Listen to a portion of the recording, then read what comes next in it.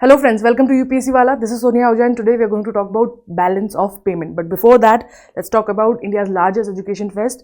जैसा कि आपको पता है PW हर साल विश्वास दिवस मनाता है जिसमें कई सारे कोर्सेज पर भारी डिस्काउंट स्टूडेंट्स को प्रोवाइड किया जाता है. इस साल भी 28 फेब को विश्वास दिवस मनाया गया था और इन कोर्सेज के ऊपर हैवी डिस्काउंट अवेलेबल है. पहले ये ऑफर 10 मार्च तक था, अब इसे 15 मार्च तक एक्सटेंड कर दिया गया है. So if you are interested in any of these courses you can buy them at the given prices. For more information click on the link given below in the comments. Let's move on to balance of payment. Indian economy book series का ये 13th chapter है. Last time हमने balance of payment की जब बात करी थी, we were discussing LPG, liberalisation, privatisation and globalisation, 1991 के इंडियन रिफॉर्म्स की बात कर रहे थे, क्योंकि हमने वहाँ पे मेंशन किया था कि हमारे पास बैलेंस ऑफ पेमेंट का डेफिसिट था, which was one of the reason हमें अपनी इकोनॉमी को खोलना पड़ा था, क्योंकि हमें IMF से लोन लेना था और उसकी कंडीशन थी कि हम LPG एक्सेप्ट करें.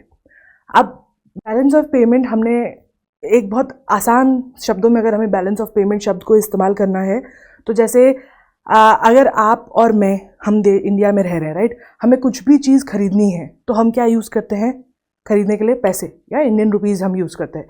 अगर इंडियन रुपीज़ यूज़ करने के अलग अलग तरीके हैं, या तो आप अकाउंट ट्रांसफ़र कर सकते हो, चेक दे सकते हो, कार्ड स्वाइप कर सकते हो, पेटीएम कर सकते हो, right. Because both you and I accept rupees, हम दोनों ही रुपीज़ एक्सेप्ट करते हैं, इसलिए हम इस ट्रेड कर सकते हैं. लेकिन अगर आपको किसी इंडिया के बाहर वाले बंदे से ट्रेड करना हो, राइट, या किसी भी तरीके का एक्सचेंज करना हो पैसे का, तो for that you can not give them rupees, क्योंकि उनके लिए रुपीज़ की कोई वैल्यू नहीं है. They will be dealing with us in their own currency.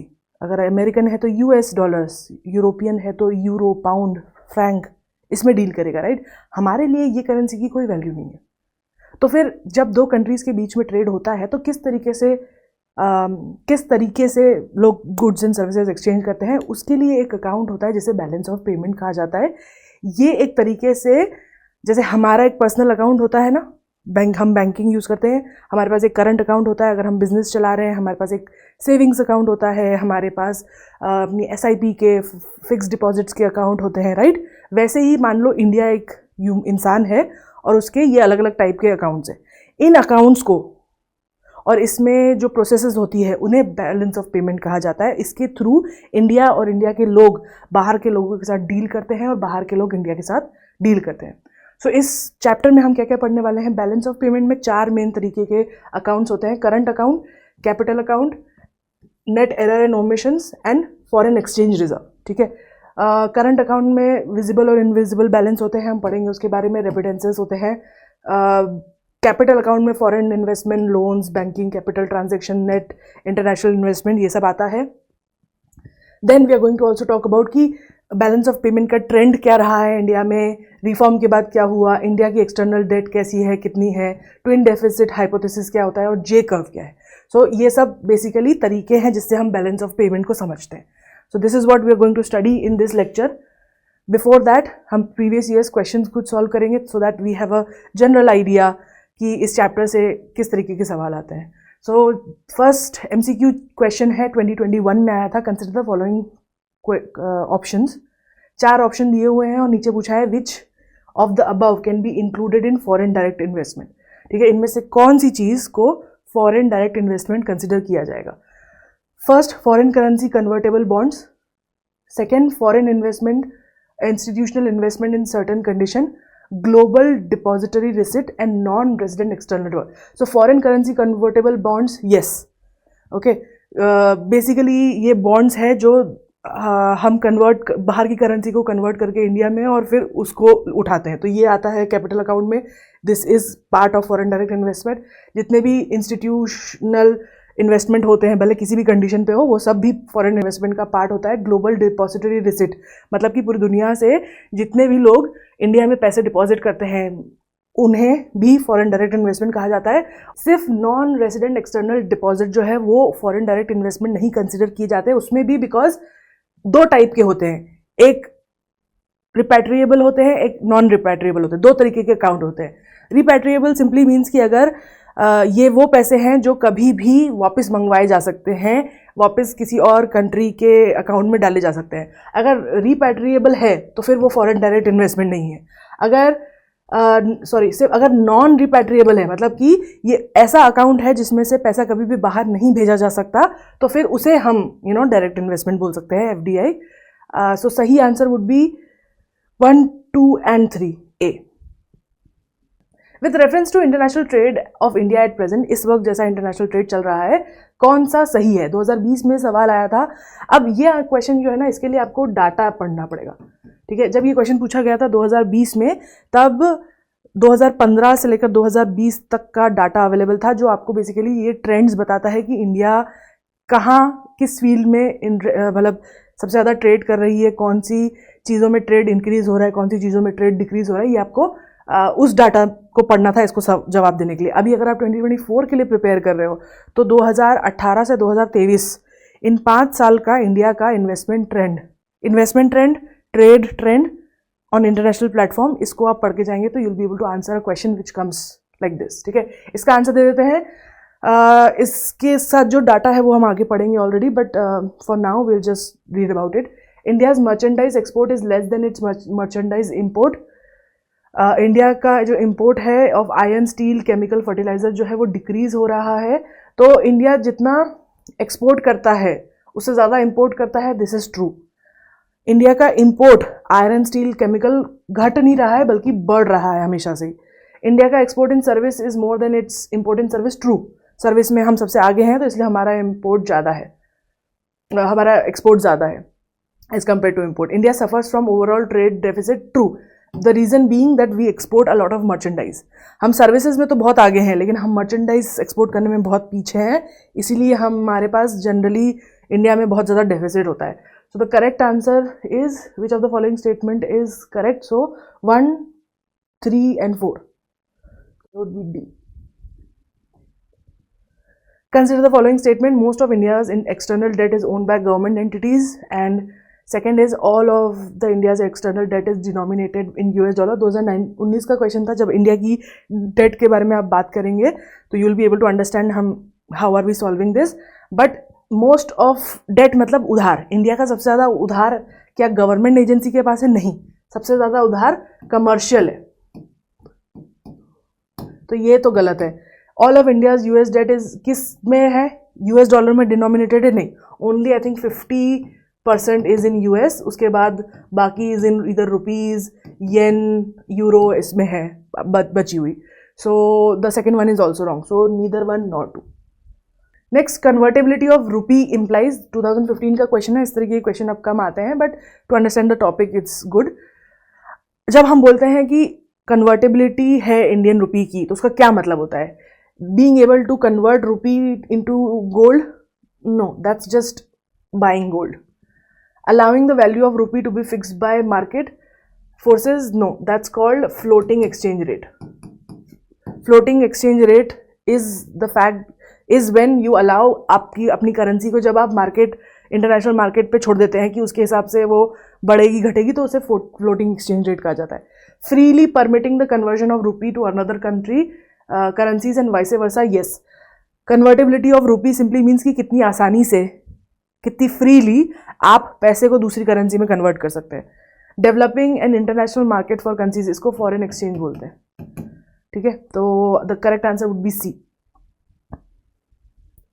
With reference to balance of payment, which of the following constitute a current account? तो इसमें से क्या क्या करंट अकाउंट में आता है? Current account is like the business account, ठीक है। तो जितना भी ट्रेड और बिजनेस और सर्विसेज से रिलेटेड चीज़ें होगी ना, वो इस अकाउंट में आएगी। So balance of trade, yes. Foreign assets, no. Balance of invisibles, which is balance मतलब पैसे जो सर्विस से आते हैं, yes. Special drawing rights, no. So correct answer is 1 and 3। 2013 का ये अगेन क्वेश्चन है, which of the following constitute capital account? अब कैपिटल अकाउंट बेसिकली क्या होता है? जो भी पैसा आपको, आप ट्रेड करते हो तो जो पैसा आता है वो करंट अकाउंट में आता है, लेकिन अगर आपके पास इन्वेस्टमेंट आता है कहीं से, ठीक है, या कोई गिफ्ट आता है इस टाइप का जो पैसा, जो कि बोल सकते हैं आपका असेट बन जाता है, कैपिटल बन जाता है, तो वो सब कैपिटल अकाउंट में आता है। तो foreign loans, yes. Foreign direct investment, yes. Portfolio investment, yes. private remittances, no, private remittances will not be part of the capital account, क्योंकि ये प्राइवेट इंडिविजुअल्स को आ रहे हैं, तो 1, 2 and 4. So now let's understand कि बैलेंस ऑफ पेमेंट होता क्या है. जैसे मैंने आपको बताया कि हमारा एक अकाउंट है, हमारी बैंकिंग सिस्टम है, जिसमें हम इंडिया और इंडिया के लोग और लोग जो इंडिया में काम कर रहे हैं, इंडिया में इकोनॉमिक साइकिल का पार्टिसिपेट कर रहे हैं, वो लोग दूसरे वर्ल्ड के साथ जब ट्रेड करते हैं तो उस ट्रेड को जहां नोट किया जाता है, उस ट्रांजैक्शंस को, उसे बैलेंस ऑफ पेमेंट कहा जाता है. तो what is this? This is a annual financial statement. साल का एक फाइनेंशियल स्टेटमेंट है जो ट्रैक करता है कि मॉनेटरी ट्रांजैक्शन, पैसे के ट्रांजैक्शन जो हुए हैं एक देश के रेसिडेंट्स के पूरे वर्ल्ड से. तो balance of payment her country का होता है. जैसे इंडिया का बैलेंस ऑफ पेमेंट है, वैसे बांग्लादेश का भी है, पाकिस्तान का भी है, हर कंट्री का होता है. बैलेंस ऑफ पेमेंट एक तरीके से उनकी बैंक स्टेटमेंट है कि वो वहाँ के रेसिडेंट ने, इंडिया के रेसिडेंट ने या जिस भी कंट्री की बात करिए उसके रेसिडेंट ने पूरी दुनिया से क्या क्या पैसे लिए और दिए हैं. ये ट्रांजैक्शन में 3 चीज़ें आती है. अगर आप किसी ट्रेड्स में, गुड्स में ट्रेस करते हो, मतलब कि कोई सामान आपने बेचा या कोई सामान आपने खरीदा बाहर से, इंडिया के बाहर से, तो वो आएगा. उसे हमेशा विजिबल आइटम भी कहा जाता है. इनविजिबल मतलब जो आपने सर्विस प्रोवाइड करी है, आपने कोई सामान नहीं बेचा है. मतलब जैसे बीपीओ हो गए, ठीक है. आप अगर किसी अमेरिकन एक्सप्रेस कार्ड के लिए इंडिया में बीपीओ खोलते हो, तो अगर किसी को भी अमेरिकन एक्सप्रेस से प्रॉब्लम है तो वो कॉल करता है, तो उसका कॉल आता है यहाँ पे लोग जो है ट्रेन होते हैं उनको जवाब देने के लिए. अब कोई ट्रेड नहीं गया है, यहाँ से कोई गुड नहीं गया है, राइट. हमने अमेरिकन एक्सप्रेस को कोई सामान नहीं बेचा है, हमने उन्हें एक सर्विस बेची है, राइट. तो उसके बदले जो वो पैसा आता है उसे हम ट्रेड इन सर्विस या इनविजिबल सर्विस कहते हैं. वो पैसा भी इधर आता है. और कैपिटल ट्रांजैक्शन मतलब जो भी पैसा आ जा रहा है जो बिजनेस के बाहर है, मतलब बिजनेस नहीं किया गया है, और या तो कोई लोन लिया है, या किसी ने कोई गिफ्ट दिया है, या कोई पैसे भेज रहा है, या कोई खर्ची भेज रहा है, या फिर हमने कहीं से मांगे हैं, किसी ने इन्वेस्ट किया है हम में, ठीक है, और किसी ने एड भेजी है. All of that will come into capital transactions. So 3 तरीके के ट्रांजैक्शंस जो होते हैं बैलेंस ऑफ पेमेंट में आते हैं. अब हमने कहा कि ट्रेड जो लोग कर रहे हैं, मतलब हम बैलेंस ऑफ पेमेंट के लिए बोलते हैं कि इंडिया के लोग, नॉर्मल रेजिडेंट्स ऑफ इंडिया जो ट्रेड करते हैं, उनकी ट्रांजैक्शंस को हम बैलेंस ऑफ पेमेंट में आते हैं. तो ये नॉर्मल लोग कौन है? Are all Indian citizen normal residents? What about people who are Indian citizen but working outside? What about Indians जो इंडिया के लिए काम कर रहे हैं बाहर? What about people who are working, Indian people on Indian ships in ocean? What about foreigners जो India में काम कर रहे हैं, इंडिया में सेटल हो गए? नॉर्मल रेसिडेंट्स की डेफिनेशन क्या है ये समझेंगे. बेसिकली वो कह रहे हैं कि अब normal person according to the definition as given in the balance of payment, एक पर्सन जो इंडिया में रह रहा हो और जिसकी centre of economic interest India में हो. ए, इंडिया में रह रहा हो. बी, इकोनॉमिक इंटरेस्ट उसका इंडिया में हो, मतलब कि वो जो काम कर रहा है पैसा कमाने के लिए, उस बिजनेस का, उस ट्रेड का, उस सर्विस का जो इंटरेस्ट एरिया है वो इंडिया हो.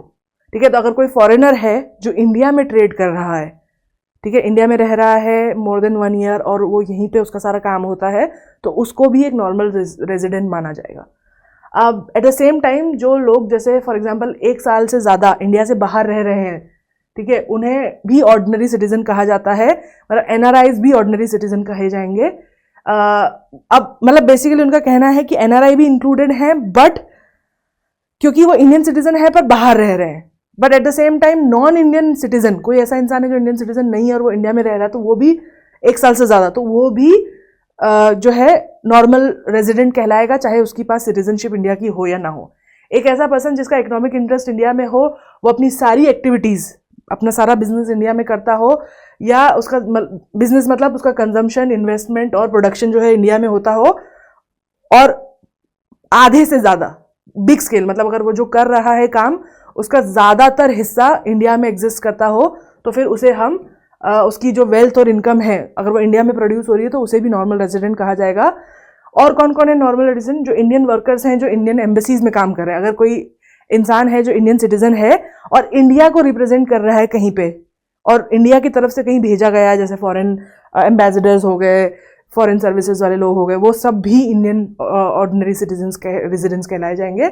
जो फॉरेन सिटीजन्स है जो इंडिया में 1 साल से ज़्यादा रह रहे हैं वो सब नॉर्मल रेजिडेंट्स कहलाएंगे, except people who come here for medical purposes, क्योंकि इंडिया इज़ अ मेडिकल मतलब बेसिकली मेडिकल टूरिज्म में इंडिया बहुत आगे बढ़ चुका है। तो अगर कोई मेडिकल ट्रीटमेंट कराने के लिए आ रहा है और 1 साल से ज़्यादा रह रहा है तो भी वो नॉर्मल रेजिडेंट नहीं कहलाया जाएगा। प्लस अगर कोई पढ़ने के लिए आ रहा है इंडिया में तो वो भी 1, 2, 3, 4, 5 साल तक रह सकता है, तभी भी वो नॉर्मल रेजिडेंट नहीं कहलाया जाएगा। इवन कुछ लोग मतलब जैसे मान लो कि इंडिया की कोई कंपनी है जिसने किसी टेक्निकल पर्सन को हायर किया आउट ऑफ इंडिया से, मान लो कि कोई हम नया प्रोजेक्ट कर रहे हैं जिसमें हमें जर्मन लैंग्वेज की इंपॉर्टेंस है, तो हमने जर्मनी से एक टेक्नीशियन बुलाया। अगर वो टेक्नीशियन यहाँ रह रहा है मोर देन 1 ईयर तो उसे नॉर्मल ऑर्डिनरी सिटीजन कहा जाएगा। If they are not staying for 1 year then they will not be considered. So this is how they have demarcated कि नॉर्मल सिटीजन, नॉर्मल रेजिडेंट्स क्या कहलाता है। अब इनके साथ जो भी एक्टिविटीज आती है वो सब बैलेंस ऑफ पेमेंट में जाएगी। अब कौन कौन है जो नॉर्मल रेजिडेंट नहीं कहलाते हैं, जिनकी एक्टिविटीज बैलेंस ऑफ पेमेंट में नहीं जाएगी? कोई भी फॉरेन वर्कर अगर किसी भी दूसरी देश का, अगर हमारे देश का कोई सिटीजन अमेरिका की एम्बेसी में काम कर रहा है तो वो हमारा नॉर्मल रेजिडेंट है, राइट। तो वैसे ही अगर अमेरिका का कोई इंसान इंडिया में काम कर रहा है लेकिन अमेरिकन गवर्नमेंट के लिए काम कर रहा है तो वो फिर उनका रेजिडेंट है, हमारा नहीं है, तो इसलिए दे will not be included here. Foreign workers in अगर जैसे बहुत सारी इंटरनेशनल ऑर्गेनाइजेशंस है, कंपनीज है जिसमें लोग जो है काम करते हैं who are not Indian residents, तो अगर कंपनीज भी बाहर की है पर उनका ऑफिस इंडिया में लोकेटेड है और वो उसमें काम कर रहे हैं तो वो नॉर्मल रेजिडेंट नहीं कहलाए जाएंगे। किसी भी कंट्री के ambassadors will not be considered. Foreign technical expert जो 1 साल से कम के लिए रह रहे हैं, मतलब कि अगर आपने किसी से को बुलवाया है बाहर से काम करने के लिए इंडिया में और अगर वो सिर्फ 365 डेज से कम टाइम के लिए इंडिया में रह रहे हैं तो we will not consider them as Indian normal resident. If they cross 1 year mark then they are. अब बैलेंस ऑफ पेमेंट में मैंने जैसे बताया कि बही खाता है एक तरीके का, तो बही खाते के 4 पार्ट हैं, ठीक है। क्या है वो 4 part? Current account, capital account, net errors and omission, foreign exchange reserves. Current account में वो सब आता है जो बिजनेस होता है, तो बैलेंस ऑफ विजिबल्स मतलब जिनसे जो गुड्स एंड सर्विस, जो गुड्स हम ट्रेड करते हैं एक्चुअल में, जो इंडिया से कपड़े, फल, फ्रूट, सामान जाता है और इंडिया में जो सामान आता है जैसे कि मशीनरी आ गई, ग्रेन आ गए, कोई भी इंपोर्टेड चीज़ जो आ रही है बाहर से खाने पीने की, वो सब जो ट्रेड हो रहा है वो इसमें आता है। और अगर कोई सर्विस हो रही है इनविजिबल तो वो भी बैलेंस ऑफ पेमेंट में के अंदर करंट पेमेंट में आता है। और इनविजिबल्स में 3 चीज़ें होती है, services, net foreign income from abroad and transverse. अगर कोई ट्रांसफर कर रहा है इंडिया में, किसी को भेज रहा है पैसा, तो वो भी इसी में आएगा। तो करंट अकाउंट में क्या क्या आता है, तो मतलब रेमिटेंसेस हो गए, अगर जैसे आप मान लो कोई काम कर रहा है वहाँ पे आपका परिवार और वो आपको पैसे भेज रहा है तो वो सब जो है ट्रांसफर्स कहलाए जाएंगे, तो वो सब यहीं आएंगे, ठीक है। फिर उसके बाद है capital account.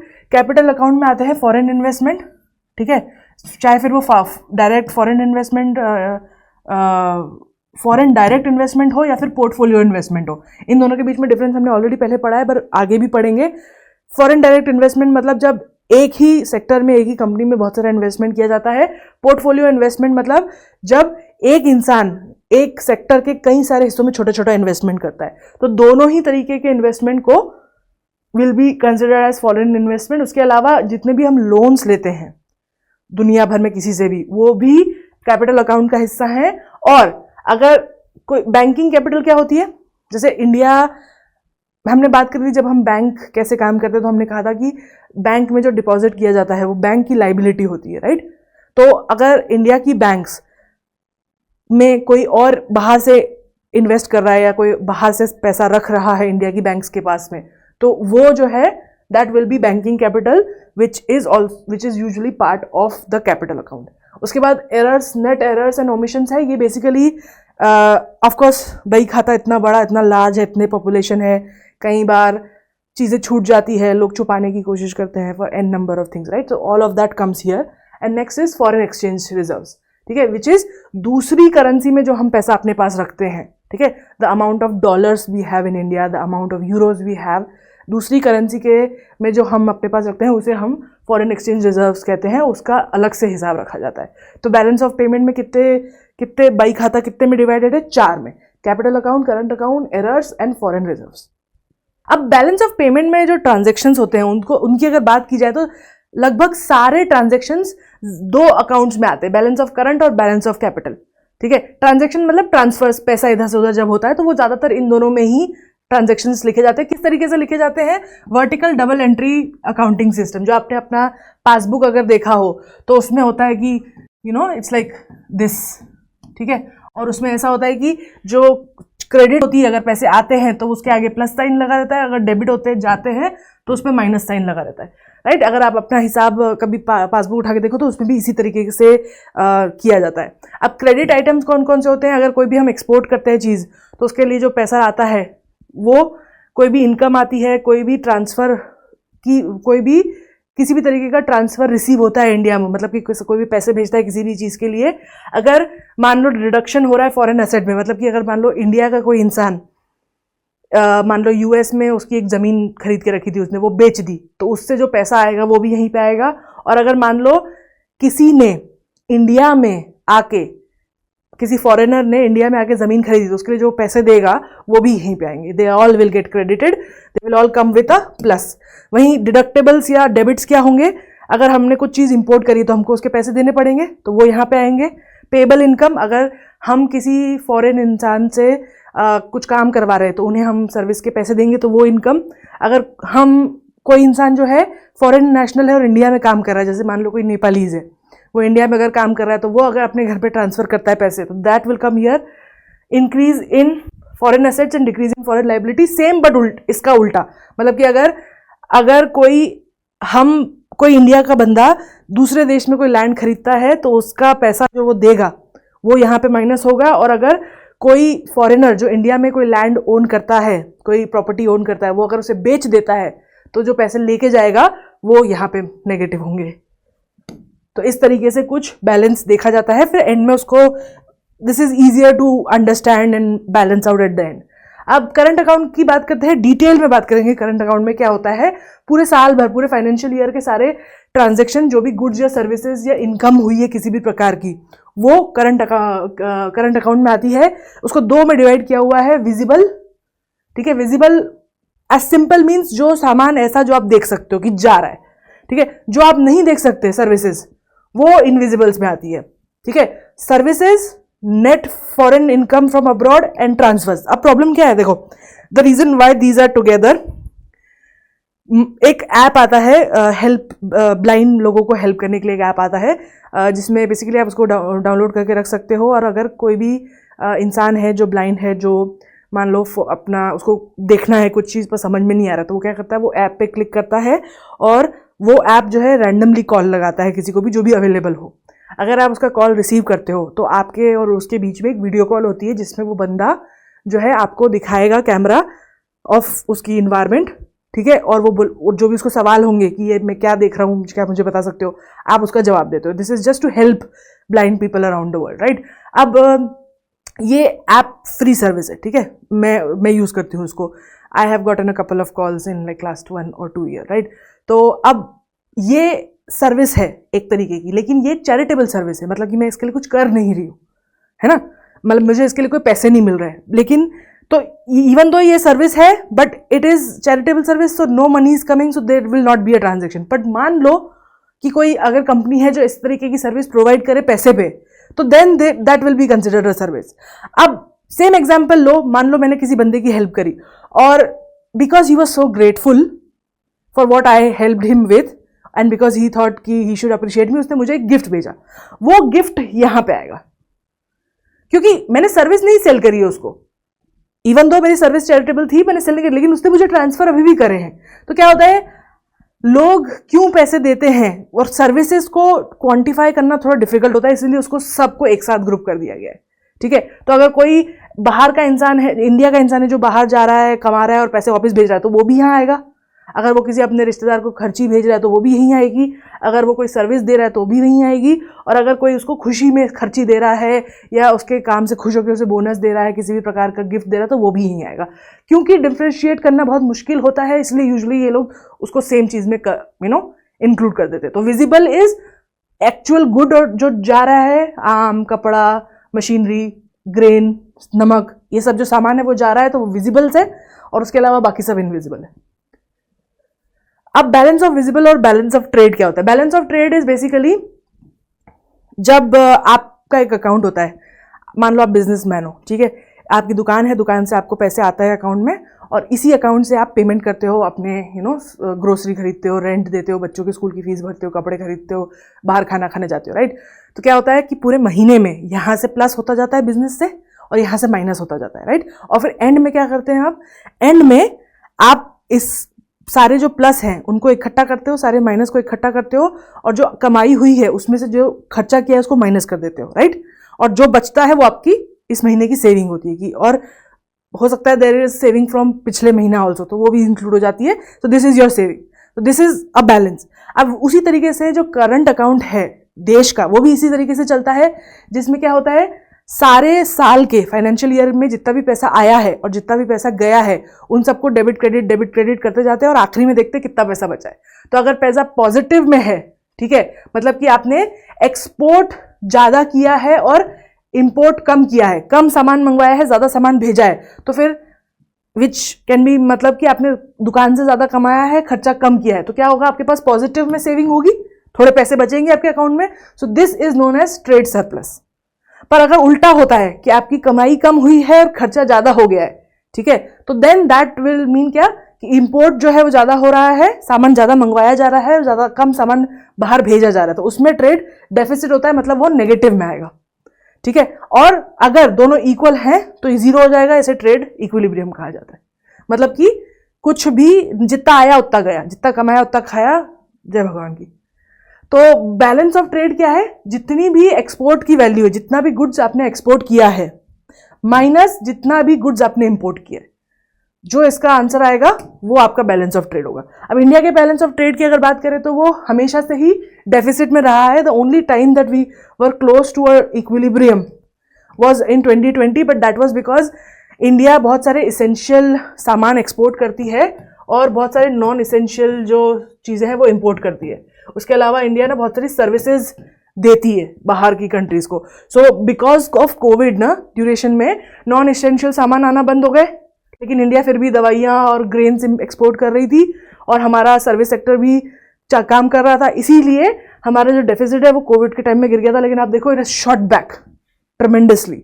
So this is what this current situation is. अब बैलेंस ऑफ इनविजिबल्स की बात करते हैं। अब ये तो हो गए जो गुड्स दिख रहे हैं। अब जो नहीं दिख रहे हैं उनको कैसे बात करेंगे? उसमें सर्विसेज होती है, उसकी 3 हेडिंग्स है, आगे बात करेंगे। 13 हेडिंग्स है, एक्चुअली 21 होनी चाहिए, पर इंडिया में अभी भी 13 है क्योंकि हमने बहुत सारी चीज़ों को मर्ज करके रखा है। तो 13 कैटेगरीज है। उस कैटेगरी में अगर आप काम कर रहे हो और आपको कोई पैसा दे रहा है काम करने का, तो उसे सर्विस कहा जाएगा।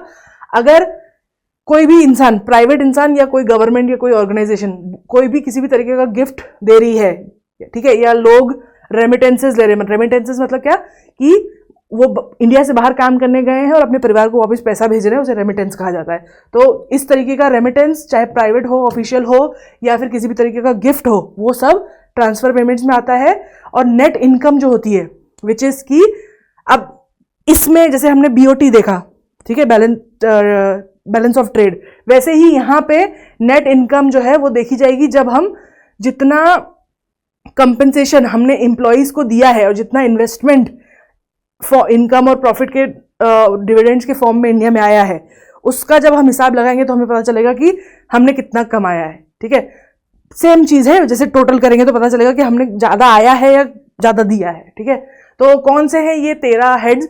जैसा मैंने कहा कि IMF के मैनुअल के हिसाब से 21 होनी चाहिए, पर इंडिया ने बहुत सारे इसको मर्ज कर रखे हैं। तो right now we only consider these 13 services: travel, transportation, insurance and pension, maintenance and repair services, other business services, manufacturing, financial services, intellectual property, construction services, telecom, computer information services, personal, cultural and recreational services. ठीक है, जैसे मान लो कोई yoga teacher आपने higher करी, तो या कोई इंडियन शेफ हायर करा तो दैट्स कल्चरल, पर्सनल, रिक्रिएशनल, ठीक है। Government goods and services not included here. Usually government जो गुड्स एंड सर्विसेज देती है वो इंक्लूड नहीं की जाता है। For example receipts of payments from maintenance, अगर मान लो फॉरेन एम्बेसी में का मेंटेनेंस के लिए जो पैसा लगाया जाता है वो सब नहीं काउंट किया जाता है। बट उसके अलावा कई सारे डिफरेंट गवर्नमेंट के गुड्स और सर्विसेज दूसरी चीज़ें आती है, पर गवर्नमेंट अगर कोई खर्चा कर रही है डिफेंस एजेंसीज पे या डिप्लोमेटिक मिशंस पे तो वो इसका हिस्सा नहीं होता है, उसको सर्विस नहीं कहा जाएगा। और उसके अलावा कुछ अगर कोई और चीज़ हो जो इंक्लूडेड इन सब में नहीं आती हो पर एक तरीके की सर्विस है जो आप प्रोवाइड कर रहे हो, ठीक है, तो इसमें कोई भी इलीगल चीज़ नहीं आती। तो यू कांट से कि oh I am a drug dealer so I sell drugs to US so I am providing a service या I am providing trade. Nothing illegal is counted as part of this, right. So अगर मान लो कोई बंदा है जो कोई hack कर रहा है, मान लो इंडिया में बैठ के कोई फॉरेन कंट्री के किसी चीज़ को हैक कर रहा है, तो और उससे उसको अगर पैसे मिल रहे हैं तो that still it's illegal, hence it's not considered a service. Even though हमारा ट्रेड का जो बैलेंस है वो हमेशा से नेगेटिव रहता है, हम हमेशा ज़्यादा इंपोर्ट करते हैं as compare to export. But अगर आप सर्विसेज की बात करो या इनविजिबल्स की बात करो तो इंडिया हमेशा ओवरफ्लो में रहता है, नेट ओवरफ्लो, बिकॉज हम हमेशा ज़्यादा सर्विसेज में पैसा आ लेते हैं एज कम्पेयर टू देते हैं। द रीज़न बीइंग एक तो इंडिया एक बहुत बड़ा एक्सपोर्टर है सर्विसेज का, और दूसरा इंडिया सबसे ज़्यादा रेमिटेंसेज आते हैं इंडियन सिटीजन के, मतलब कि द अमाउंट ऑफ मनी जो इंडियन सिटीजन बाहर काम कर रहे हैं जो वापस अपने घर भेजते हैं वो शेयर इंडिया का सबसे ज़्यादा है पूरे वर्ल्ड में। और ये कारण है कि इंडिया जो है इनविजिबल्स के पॉइंट ऑफ व्यू से हमेशा ओवरफ्लो में रहता है। अब जैसे हमने पहले क्वेश्चन सॉल्व किया था 2020 में आया था जो 2020 के डाटा के हिसाब से था, राइट। तो 2024 के अगर क्वेश्चन आ रहा है तो वो इस डाटा के हिसाब से होगा। जैसे फॉर एग्जांपल 2021 और 22-23 को हम कंपेयर कर रहे हैं, ठीक है, एक साल के गैप के साथ में। तो ट्रेड बैलेंस देखोगे तो 10 लाख से 14, ठीक है, माइनस में था, माइनस में ही है, ठीक है, तो मतलब और -4 लाख हो चुका है। बैलेंस ऑफ इनविजिबल जो है पहले 12 था और अब 9 हो चुका है, ठीक है, कम हुआ है। और अब करंट अकाउंट का टोटल बैलेंस क्या होता है, A+B। तो A+B किया तो पहले हम 2 लाख जो है हमारा करंट अकाउंट का बैलेंस था, अब वो 5 लाख हो चुका है, 5.5 लाख। सो पहले 3% पे थे, अब हम 3.3% पे है, ठीक है। अकॉर्डिंग टू 22-23 सर्वे हमारा जो करंट अकाउंट डेफिसिट है वो 33% पे है। 33% ऑफ व्हाट, GDP, ठीक है। GDP से हम कैलकुलेट करते हैं कि कितना परसेंट है हमारा अकाउंट। अब ये जो लेवल है करंट अकाउंट डेफिसिट का, ये क्या होना चाहिए, व्हाट इज। अब अगर मैं आपको बोलूं कि मैं 50,000 रुपये महीना कमाती हूं, ठीक है, तो आप क्या बोलोगे, कंटेक्स्ट, ठीक है, कंटेक्स्ट बताओ कि आप क्या करते हो, कितना टाइम काम करते हो, आप कितने आपके ऊपर डिपेंडेबल्स हैं, आप कौन सी शहर में रहते हो। क्योंकि अगर मैं 50,000 रुपये कमाती हूँ और मैं मुंबई में रहती हूँ तो आई एम गरीब। बट वहीं अगर मैं 50,000 रुपये कमाती हूँ और मैं सेकेंड टू टियर सिटी में रहती हूँ, that means I am doing pretty well. वहीं अगर मैं गाँव में रहती हूँ और मैं 50,000 रुपये महीना कमा रही हूँ तो मैं बहुत अमीर हूँ। तो क्या सही है डेफिसिट का, वो डिपेंड करता है सर्कमस्टेंसेस पे। तो to understand whether 3% of GDP या 3.3% ऑफ GDP अच्छा है या बुरा है, इसके लिए ये समझना होगा कि व्हाट इज डिजायरेबल और सस्टेनेबल, कितना हमारा डेफिसिट होना चाहिए विच इज ओके, या क्या एम है कि कितना हमें फ्यूचर में एम करना चाहिए कि हमारा डेफिसिट इतना होना चाहिए। तो according to 1993 Rangarajan report, committee report, उन्होंने कहा है कि 2% हो अगर GDP का तो वो सस्टेनेबल है, मतलब उसको मैनेज किया जा सकता है। वो why are they saying 2% manageable, because India एक ग्रोइंग कंट्री है, तो हम बहुत कोशिश कर रहे हैं कि बाहर से हमारे कंट्री में इन्वेस्टमेंट आए। तो अगर बाहर से कंट्री में इन्वेस्टमेंट आएंगे तो ऑब्वियसली हमारा जो है ट्रेड डेफिसिट पॉजिटिव में रहेगा, मतलब we will always have a trade deficit because we are trying to attract a lot of investment, ठीक है। तो 2% according to this committee is manageable, ठीक है। वहीं रिजर्व बैंक ऑफ इंडिया ने क्या कहा है कि 2.5 से 3% मैनेजेबल है। फिर वाई वी रेड्डी कमिटी उनके हिसाब से कि उन्होंने बोला है कि अगर कोई एक्सटर्नल शॉक आता है, मतलब कुछ ऐसा होता है बाहर की दुनिया में जिसके कारण हमारी इकोनॉमी पे असर पड़ता है, जैसे कोई वॉर हो गई, कोविड हो गया, मान लो कोई ऐसी आपातकालीन स्थिति आ गई, तो उसमें अगर हमारा जो डेफिसिट है वो 4 से 5% जीडीपी पे भी चला जाए तो भी मैनेजेबल है, ठीक है, लेकिन उसे 2.5 से 3 की रेंज में रखना चाहिए। उसने ये भी कहा है कि हमें एम क्या करना चाहिए, हमें एम करना चाहिए कि हम जीरो पे पहुंचे। The aim should be zero, not positive not negative, because if you are positive, the reason why not positive, technically आप अगर अपने पर्सनल उससे समझो तो ऑफकोर्स आपने जितना पैसा कमाया और आपने जितना पैसा खर्चा करा, आप कभी भी नहीं चाहोगे कि वो जीरो हो, ठीक है, आप हमेशा चाहोगे कि आपके पास थोड़ी सेविंग रहे, है ना। बट इंडिया एम कर रहा है जीरो की तरफ। क्यों? क्योंकि हम, जैसा कि मैंने बताया, we are a growing economy, और जैसे कि हमने पहले भी जब हमने इकोनॉमिक्स पढ़ा था, हमने बोला था कि जैसे इन्फ्लेशन होता है ना, inflation is generally not good, but growing economy में थोड़ा इन्फ्लेशन अच्छा लगता है। जैसे बोलते हैं ना कि थोड़ा सा पेट निकला हुआ होता है तो खुश इंसान की निशानी होती है। Even though obesity is obesity, right, having a paunch is not a good thing, but it's said that a little bit paunch means you are well off, right. तो वैसे ही थोड़ा सा inflation is okay. It is seen as a mark of a growing economy. Similarly, technically, of course, we would want to have no deficit. We would want to have savings. We want to have net profit. But क्योंकि India growing economy है, तो अगर हम अगर deficit में भी हैं थोड़े से तो ठीक है, और जीरो अगर मेंटेन कर रहे हैं with the kind of investment we are getting, that would be most ideal, ठीक है। तो this is why they say कि zero CAD is the best possible. Now अगर 2022 और 30 के सर्वे में देखा जाए तो इंडिया का जो डेफिसिट है वो 3.3% पे है अकॉर्डिंग टू 22-23।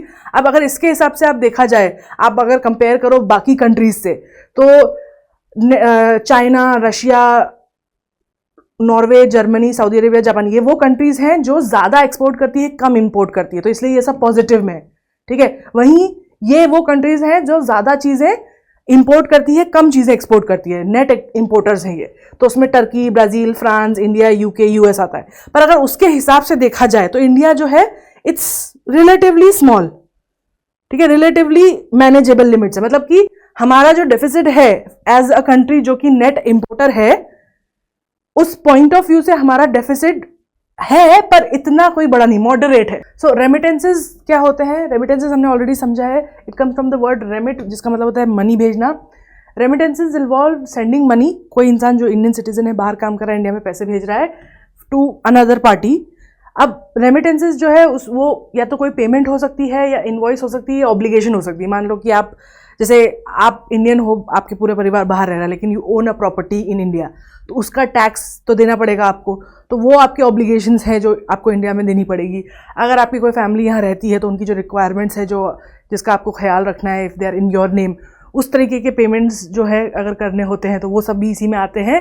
कॉमनली हम रेमिटेंसेज यूज़ करते हैं जब लोग अपने परिवार को पैसा भेजते हैं फॉर वेल कीपिंग, ठीक है। जैसे कई सारे केरलाइट साउथ इंडियंस जो है वो जाते हैं कतर और मिडल ईस्टर्न कंट्रीज़ में काम करने के लिए, तो वो वहाँ काम करने के लिए इसलिए जाते हैं क्योंकि उन्हें यहाँ बेटर वेज मिलती है, and then they send that money home, जहाँ से जैसे उनके बच्चे यहाँ पे पढ़ते हैं, उनके घर वाले खाना खाते हैं, they also accommodate wealth, all of that. So that's all remittances. Remittances जो है वो बैलेंस ऑफ पेमेंट में रिकॉर्ड किए जाते हैं। क्या इंपॉर्टेंस है, रोल क्या है रेमिटेंसेज का एक इकोनॉमी में? सबसे पहले तो जितनी भी छोटी और डेवलपिंग इकोनॉमीज है, जैसे अब फॉर एग्जांपल बांग्लादेश हो गया, श्रीलंका हो गया, पाकिस्तान, आप यहाँ से फिलीपींस, कंबोडिया, ये सब ले लो, ये कंट्रीज़ जितनी भी है ना स्लो डेवलपिंग कंट्रीज़ है, उसमें ज़्यादातर इन डेवलपिंग कंट्रीज़ की जो नीड है पैसे की, वो रेमिटेंसेज से होती है, क्योंकि ज़्यादातर वहाँ के लोग जो है उनकी खुद की इकोनॉमी में इतनी एबिलिटी नहीं होती है, तो इसलिए वो बाहर जाके काम करते हैं, and these countries benefit a lot from remittances. लोगों का स्टैंडर्ड ऑफ लिविंग अच्छा होता है। अगर यही लोग, मतलब अगर यही इंसान इंडिया में काम करता तो उसको कम मजदूरी मिलती, तो वो एक उसका स्टैंडर्ड ऑफ लिविंग कम होता, लेकिन यही लोग वही लेबर जब बाहर जाके करते तो उनको ज़्यादा पैसे मिलते, तो लोगों का जब वो पैसे वापस भेजते तो उनकी फैमिली का स्टैंडर्ड ऑफ लिविंग बढ़ता है, और जनरली ग्लोबल पॉवर्टी कम होती है, क्योंकि ये जो लोग बाहर काम करने जा रहे हैं, ये they are paid less than what the originals would have been paid, right. मतलब जैसे फॉर एग्जाम्पल, एक जनरल एग्जाम्पल यूजुअली होता है कि मैक्सिकन्स जो है वो ज़्यादातर हैंडी वर्क जो है अमेरिका में करते हैं। तो अब प्रॉब्लम ये है कि अगर कोई अमेरिकन है, और not just American, white person, a white person doing a job would charge more, so when they get Mexicans or other people, immigrants, to do that work, they pay them less, ठीक है. सो although it's being paid less than that of an American, but from a Mexican point of view or a South American point of view, that money is still better than जो उनको अपने घर में मिलता. तो इससे क्या हो रहा है कि उनको कम पैसा देना पड़ रहा है उस काम के लिए और इन्हें ज़्यादा पैसा मिल रहा है सेम काम के लिए. तो ग्लोबल पॉवर्टी पे इम्पैक्ट करता है. प्लस रेमिटेंसेज जो है वो कई सारी कंट्रीज़ का बहुत इंपॉर्टेंट हिस्सा होता है. India being one of the countries which has the largest. उसमें दूसरी कंट्रीज़ है Nepal, Haiti, El Salvador, Honduras, Uzbekistan, Yemen, Lebanon, Guatemala, Ukraine, Jordan, Philippine, Egypt, Serbia, democratic republic of I don't know, Korea, Sri Lanka, Pakistan. So these all countries they have huge percentage of remittances coming their way. अब liberalized remittance scheme है. ये एक scheme जो India ने चलाई है जिसमें basically वो इंडियन लोगों को इंडियन गवर्नमेंट परमिट करती है कि वो $2.5 लाख तक हर साल खर्चा और इन्वेस्टमेंट के पर्पस से पैसा वापस भेज सकते हैं एक फाइनेंशियल ईयर में. ठीक है. और ये बेसिकली स्कीम बनाई गई थी ताकि और लोग मतलब आसानी से लिमिट बढ़ाई गई थी ताकि लोग आसानी से पैसा घर पे भेज सके और इनफ्लो जो है रेमिटेंसेस का वो इंडिया में बढ़े. अब वो कुछ भी हो सकता है, पर्सनल लेवल पे भी हो सकता है, बिजनेस लेवल पे भी हो सकता है, मेडिकल खर्चा हो सकता है, एजुकेशन, गिफ्ट, सपोर्ट, कुछ भी हो सकता है. ऑल ऑफ दैट अगर आप बात करो तो करीब एक रेसिडेंट जो है अब $2.5 लाख तक भेज सकता है. 2021 में 13 बिलियन आए थे रेमिटेंसेस में, 2022 में 20 मिलियन आए थे और सिर्फ अक्टूबर दिसंबर के महीने में 2022 में we saw 6 million in remittances coming from outside. So this is all in balance of current account. अब हम बात करने वाले हैं कैपिटल अकाउंट की. कैपिटल का मतलब यहाँ से है वी आर टॉकिंग अबाउट पूंजी. ठीक है, इन्वेस्टमेंट. जब इस पर्पस से पैसा आता है ना तो उसे हम कैपिटल बोलते हैं, उसे कैपिटल अकाउंट में रखा जाता है. तो यूजुअली इट इज इनफ्लो और outflow of capital for investment and loan purposes. तो अगर कहीं पे आप पैसा लगा रहे हो या किसी से उधार ले रहे हो आउटसाइड इंडिया तो वो सब यहाँ पे आता है. बैलेंस ऑफ पेमेंट में 3 चीज़ें होती है. एक होता है फॉरेन इन्वेस्टमेंट. ठीक है, बाहर के लोग जब फॉरेन पर्सन इंडिया में इन्वेस्ट करता है तो उसे फॉरेन इन्वेस्टमेंट कहा जाता है. वो 2 टाइप के होते हैं, डायरेक्ट इन्वेस्टमेंट और पोर्टफोलियो. इनके बीच में डिफरेंस सिर्फ परसेंटेज का होता है कि जिस कंपनी में आप इन्वेस्ट कर रहे हो उसका कितना % हक है, उस पर उसका डिफरेंस रहता है बस. Next is loans. उधार जो लिया जाता है उसमें 3 टाइप के होते हैं, और भी होते हैं, पर main ECBs, external commercial bonds. जो कमर्शियल कंपनीज इंडिया की पैसा उठाती है बाहर से, बॉन्ड्स बाहर के लोग हमारी कंपनीज की बॉन्ड खरीदते हैं, वो ECBs है. एक्सटर्नल असिस्टेंस, जब बाहर से हमें कोई कंपनी असिस्टेंस लेती है किसी इंडियन कंपनी.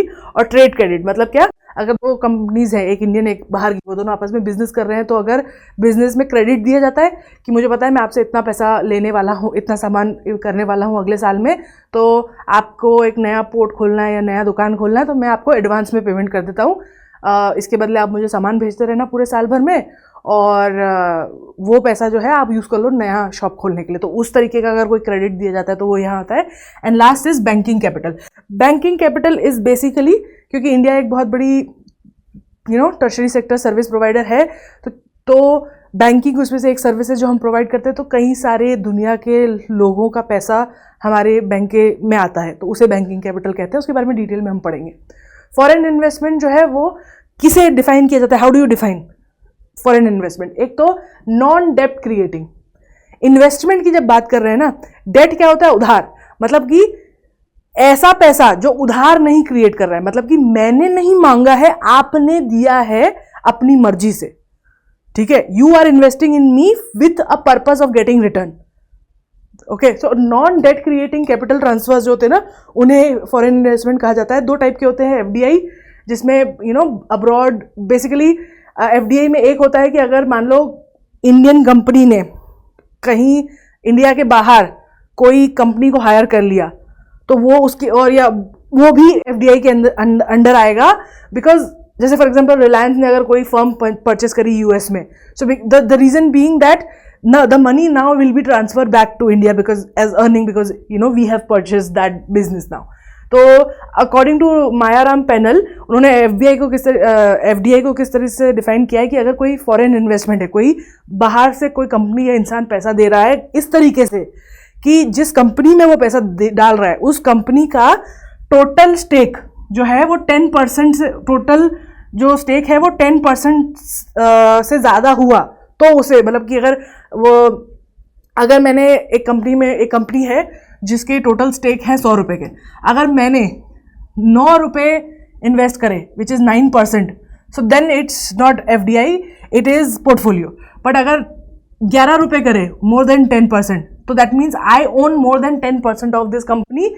हैंस क्योंकि मैंने इक्विटी खरीदी है तो मैं 10% से ज़्यादा इसको ओन करता हूँ, तो उसे FDI माना जाएगा. और वो भी मतलब it should be post issue paid up equity. ठीक है, पोस्ट इशू मतलब पहले पे किया जाए, बाद में इशू आए और इक्विटी हो तब, और वो ऐसी हो कि फुली डाइल्यूटेड हो. फुली डाइल्यूटेड मतलब वो ऐसे पैसे हो जो इजीली अगर वो चाहे तो वापस ले सके. ठीक है, ऐसी अगर किसी भी, और वो अगर किसी इंडिया की लिस्टेड कंपनी में हो तो फिर वो FDI है. अगर लिस्टेड कंपनी नहीं है, एनी इन्वेस्टमेंट जो कि किसी अनलिस्टेड एंटिटी में किया गया है, लिस्टेड कंपनी नहीं है, और वो सिर्फ 1 और 2% है, तो वो भी मतलब basically it is treated like FDI. Even if like अगर लिस्टेड है तो 10% मार्क है, अगर अनलिस्टेड है और सिर्फ 1 और 2% है, अगर पेड अप है तो भी उसको FDI ही मानेंगे. अगर 10% से कम है तो देन इट बिकम्स पोर्टफोलियो. ठीक है, तो द डिफरेंस इज कि FDI जो है और FDI और पोर्टफोलियो के बीच में डिफरेंस यही होता है कि अगर 10% से कम है तो वो पोर्टफोलियो है, 10% से ज़्यादा है तो वो फॉरेन डायरेक्ट इन्वेस्टमेंट है. और अगर एक बार अगर किसी कंपनी को FDI का दर्जा मिल गया, ठीक है, मान लो किसी ने इंडियन कंपनी में 11 रुपये दिए, 100 रुपये की कंपनी है, 11 रुपये दिए, 11% शेयर खरीद लिए. एक बार उसको अगर वो FDI का खिताब मिल गया तो उसके बाद अगर वो 2 रुपये निकाल भी लेती तो भी वो FDI ही कराएगी, तब वो पोर्टफोलियो होगा. Even if it goes under 10 then still एक बार मिल गया खिताब तो मिल गया. ठीक है, it will retain its designation even if it falls under 10. Cash payment नहीं किए जाते हैं FDI में. ठीक है, FDI पेमेंट्स कैश में नहीं किए जाते हैं. और अगर अब एक होता है कोई कंपनी इन्वेस्ट कर रही है, ऑलरेडी इंडियन कंपनी है जो इस्टेब्लिश्ड है, काम कर रही है, फंक्शन कर रही है, उसमें अगर कोई पैसा लगा रहा है तो वो FDI है. लेकिन अगर कोई बाहर का इंसान इंडिया में आके किसी के साथ पार्टनरशिप में कोई बिजनेस खोल रहा है तो उसका क्या होगा? Well, according to that only an Indian, a person who is either overseas citizen of India या फिर नॉन रिजाइडिंग इंडियन सिटीजन, वो ही किसी दूसरे के साथ में, किसी इंडियन के साथ में पार्टनरशिप या प्रोप्राइटरशिप में एक कंपनी खोल सकते हैं और उसमें इन्वेस्ट कर सकते हैं, वो भी ओनली नॉन पेट्रिसिएशन बेसिस. ठीक है, मतलब कि रिपेट्रिसिएशन क्या होता है? रिपेट्रिसिएशन मतलब होता है कि ऐसा पैसा जो वापस भेजा जा सकता है. ठीक है, लाइक अगर मैंने इन्वेस्ट किया और मुझे नहीं समझ में आया तो मैं वापस लेके जा सकता हूँ. अगर नॉन रिपेट्रिएशन है मतलब कि मैं वापस नहीं लेके जा सकता हूँ.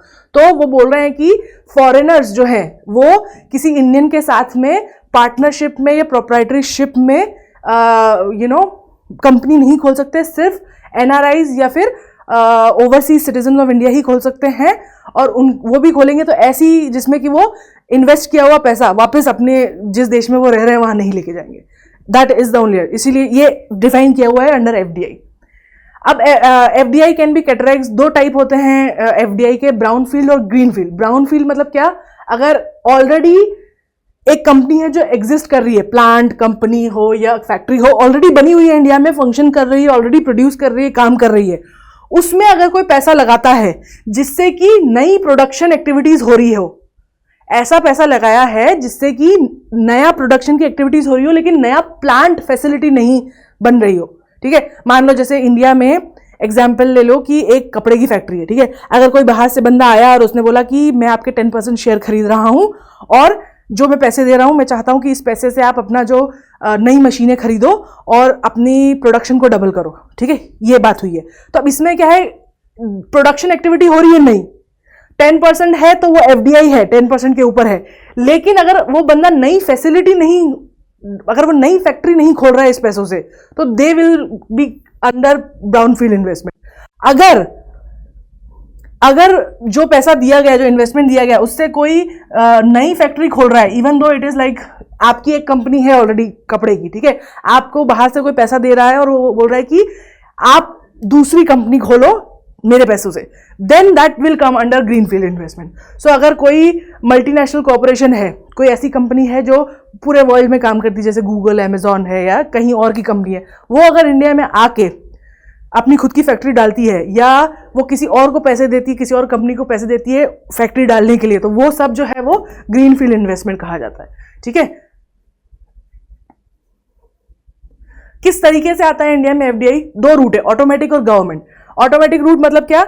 गवर्नमेंट ने ना एक लिस्ट, एक वो बना दिया है कि एक स्पेसिफिकेशन दे दिया है कि अगर आप यहाँ इन्वेस्ट कर रहे हो, इतना इन्वेस्ट कर रहे हो, ऐसे इन्वेस्ट कर रहे हो, तो आपको हमसे परमिशन लेने की जरूरत नहीं है, ठीक है। और अगर आपको परमिशन लेनी पड़ रही है तो फिर उसे गवर्नमेंट रूट कहा जाता है। तो एफडीआई अलाउड है जिसके लिए प्रायर अप्रूवल गवर्नमेंट से लेने की जरूरत नहीं है, और जो स्पेसिफाई किया है उसके अंडर है, और आप डायरेक्ट दे सकते हो, और आप गवर्नमेंट की बनाई हुई एफडीआई की पॉलिसी को फॉलो करते हुए कर रहे हो, तो फिर उसके लिए कोई अप्रूवल नहीं चाहिए, वो ऑटोमेटिक रूट है। पर कई सारी एरियाज है जहां पे गवर्नमेंट अलाउ नहीं करती है, या उसके आपको पहले परमिशन लेनी पड़ती है, because government want to make sure कि अब क्या होता है ना, अगर कोई फॉरेन डायरेक्ट में इन्वेस्ट कर रहा है, तो मतलब अगर जैसे हमने बात करी थी कि वोटिंग राइट्स होते हैं, है ना, जब इंसान 10% से 20% तक अगर किसी की इक्विटी को होल्ड करता है तो उस बंदे को एजीएम में बुलाया जाता है, राइट, उस बंदे को वोटिंग राइट्स दिए जाते हैं। अब कुछ कंपनीज ऐसी है इंडिया की, जैसे हो गई डिफेंस, रेलवे, या फिर एम्यूनिशन, या फिर कुछ ऐसी चीज़ें, note printing, things that government wants to control, ऐसी चीज़ें जिस पे गवर्नमेंट दूसरे लोगों का इन्फ्लुएंस नहीं चाहती है। तो ऐसी कंपनीज के ऊपर वो लोग फिर क्या करते हैं, आपको पहले परमिशन लेनी पड़ती है। वो मेक श्योर करते हैं कि आप ना अपनी वोटिंग राइट्स का गलत इस्तेमाल ना करो, सो दैट कि अगर आपको 10% से ज़्यादा वो इक्विटी मिलती है और आपको वोटिंग राइट्स मिलते हैं, तो ऐसा नहीं हो कि आप कुछ ऐसी चीज़ पे वोट करो जिससे हमारा नुकसान हो। तो उसको देखने के लिए आपको कुछ एक्टिविटीज़ हैं जिससे आपको लेनी पड़ती है, ऑटोमेटिक रूट से नहीं जा सकते, इसलिए आपको पहले गवर्नमेंट से अप्रूवल लेना पड़ता है। Although foreign investment promotion board थी एक, जो बेसिकली गवर्नमेंट प्रमोट करती थी कि इन्वेस्टमेंट, हमको इंडियन कंपनीज में इन्वेस्टमेंट दो।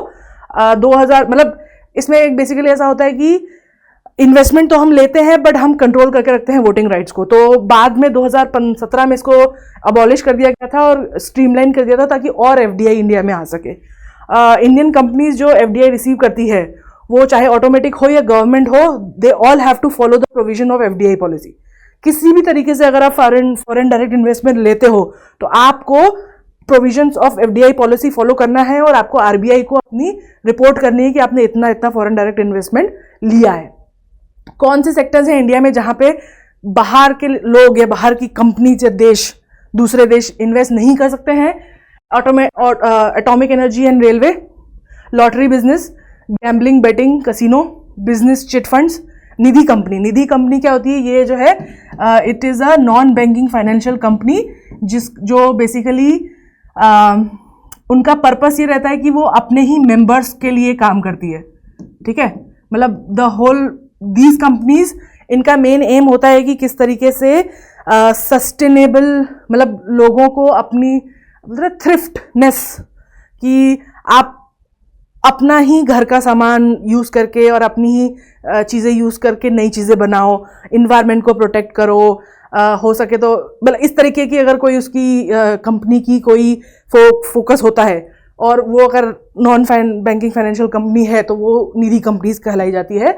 Agricultural activity except floriculture, horticulture, development seeds. अगर रिसर्च और कुछ अच्छा करने के लिए मतलब टू ग्रो बेटर क्रॉप्स, अगर कुछ चीज़ में एफडीआई आप कर रहे हो तो ठीक है, लेकिन अगर एग्रीकल्चर सेक्टर में कर रहे हो, उगाने वाले में, तो वो सही नहीं है। You can't basically grow something in India from outside. You can help by giving better seeds. मतलब मान लो आप सीड प्रोडक्शन कर रहे हो, आप कंपनी हो जो HY1C सीड्स बनाती है, तो आप एज अ कंपनी जो ये अच्छे सीड बना रही है वो बाहर से इन्वेस्टमेंट ले सकती है। लेकिन एक फार्मर जिसका एक लैंड है, वो बाहर से इन्वेस्टमेंट लेके जुताई नहीं कर सकता। Housing and real estate business उसमें अलाउड नहीं रहता है उसके अलावा। लेकिन अगर for example development of township, मतलब आप रियल एस्टेट खरीदना बेचना नहीं कर सकते। कोई बाहर का इंसान इंडिया में आके, समझ लो आप क्या करने की कोशिश कर रहे हैं, एक बाहर का इंसान है, फॉरेनर है, वो इंडिया में आ रहा है, वो ब्रोकरेज क्या होता है, रियल एस्टेट क्या होता है? रियल एस्टेट खरीदना, ठीक है, कोई लैंड खरीदना और फिर दूसरे को बेचना, उसमें पैसे कमाना, right. I have a lot of money, I will come to India, I will buy a lot of land, फिर मैं वापस चला जाऊंगा, बैठ जाऊंगा, 10 साल बाद उसकी प्राइस बहुत बढ़ जाएगी, मैं आके बेच दूंगा, प्रॉफिट लेके निकल जाऊंगा। तो ऐसा ना हो, इसलिए रियल एस्टेट का बिजनेस करना अलाउड नहीं होता, उसमें एफडीआई अलाउड नहीं होता। लेकिन अगर आप जैसे कोई टाउनशिप डेवलप कर रहे हो, कुछ ब्रिजेस बना रहे हो, कोई रेसिडेंशियल एरिया कंस्ट्रक्ट कर रहे हो, अगर फॉर एग्जांपल जैसे हमने REIT के बारे में पढ़ा था, अंडर सेबी रेगुलेशन, अगर इस तरीके की कुछ चीज़ें कर रहे हो तो आप अलाउड हो। लेकिन रियल इस्टेट बिजनेस जिसमें प्रॉपर्टीज खरीद कर बड़े दाम पर बेची जाती है वो अलाउड नहीं, क्योंकि अगर ऐसा अलाउड होगा ना तो इससे ड्रेन होती है, देश की इनकम ड्रेन होती है, क्योंकि इस इंसान ने कुछ भी ऐड नहीं किया। जो फॉरेन से इंसान आया अपना पैसा लेकर, उसने क्या किया, बस ये लैंड खरीदा, थोड़ी देर रुका, उसका प्राइस बढ़ा, जो बढ़ता ही है, और फिर बेच दिया किसी और को। इसमें उसने कोई काम नहीं करा, तो हमारा हार्ड अर्न मनी बाहर चला गया, इसलिए वो अलाउड नहीं करते हैं। उसके अलावा trading and transfer development rights, trading and transferable development rights basically क्या होता है कि मान लो आप एक लैंड ओन करते हो, तो कई बार लोग क्या करते हैं कि ये मेरा लैंड है, तो मैं बेसिकली आपके साथ एक डील कर रहा हूं कि इस लैंड पर 2 स्टोरी बनाओ, ठीक है, 2 स्टोरी का घर बनाओ, 1 स्टोरी का घर मुझे दे दो बना के, ठीक है, और 1 स्टोरी का घर तुम रख लो, और उसके बदले मैं अपनी लैंड आपको दे रहा हूं, ठीक है, you allow me to have 1 floor of it and I am giving up the land right on my land. So इस तरीके, which is basically very similar to housing and real estate, क्योंकि ऐसे में क्या है ना, बाहर के लोग बहुत ज़्यादा पैसा लगा के और लैंड ओन कर लेंगे और फिर बाद में उसको बेच देंगे, और हमारा जो इकोनॉमी में अंदर जो पैसा वो बाहर चला जाएगा। तो इसीलिए इस तरीके की ट्रांसफरेबल डेवलपमेंट राइट्स भी अलाउड नहीं होते हैं, उसमें भी कोई ट्रेडिंग अलाउड, किसी तरीके की trading, foreign direct investment allowed नहीं होते।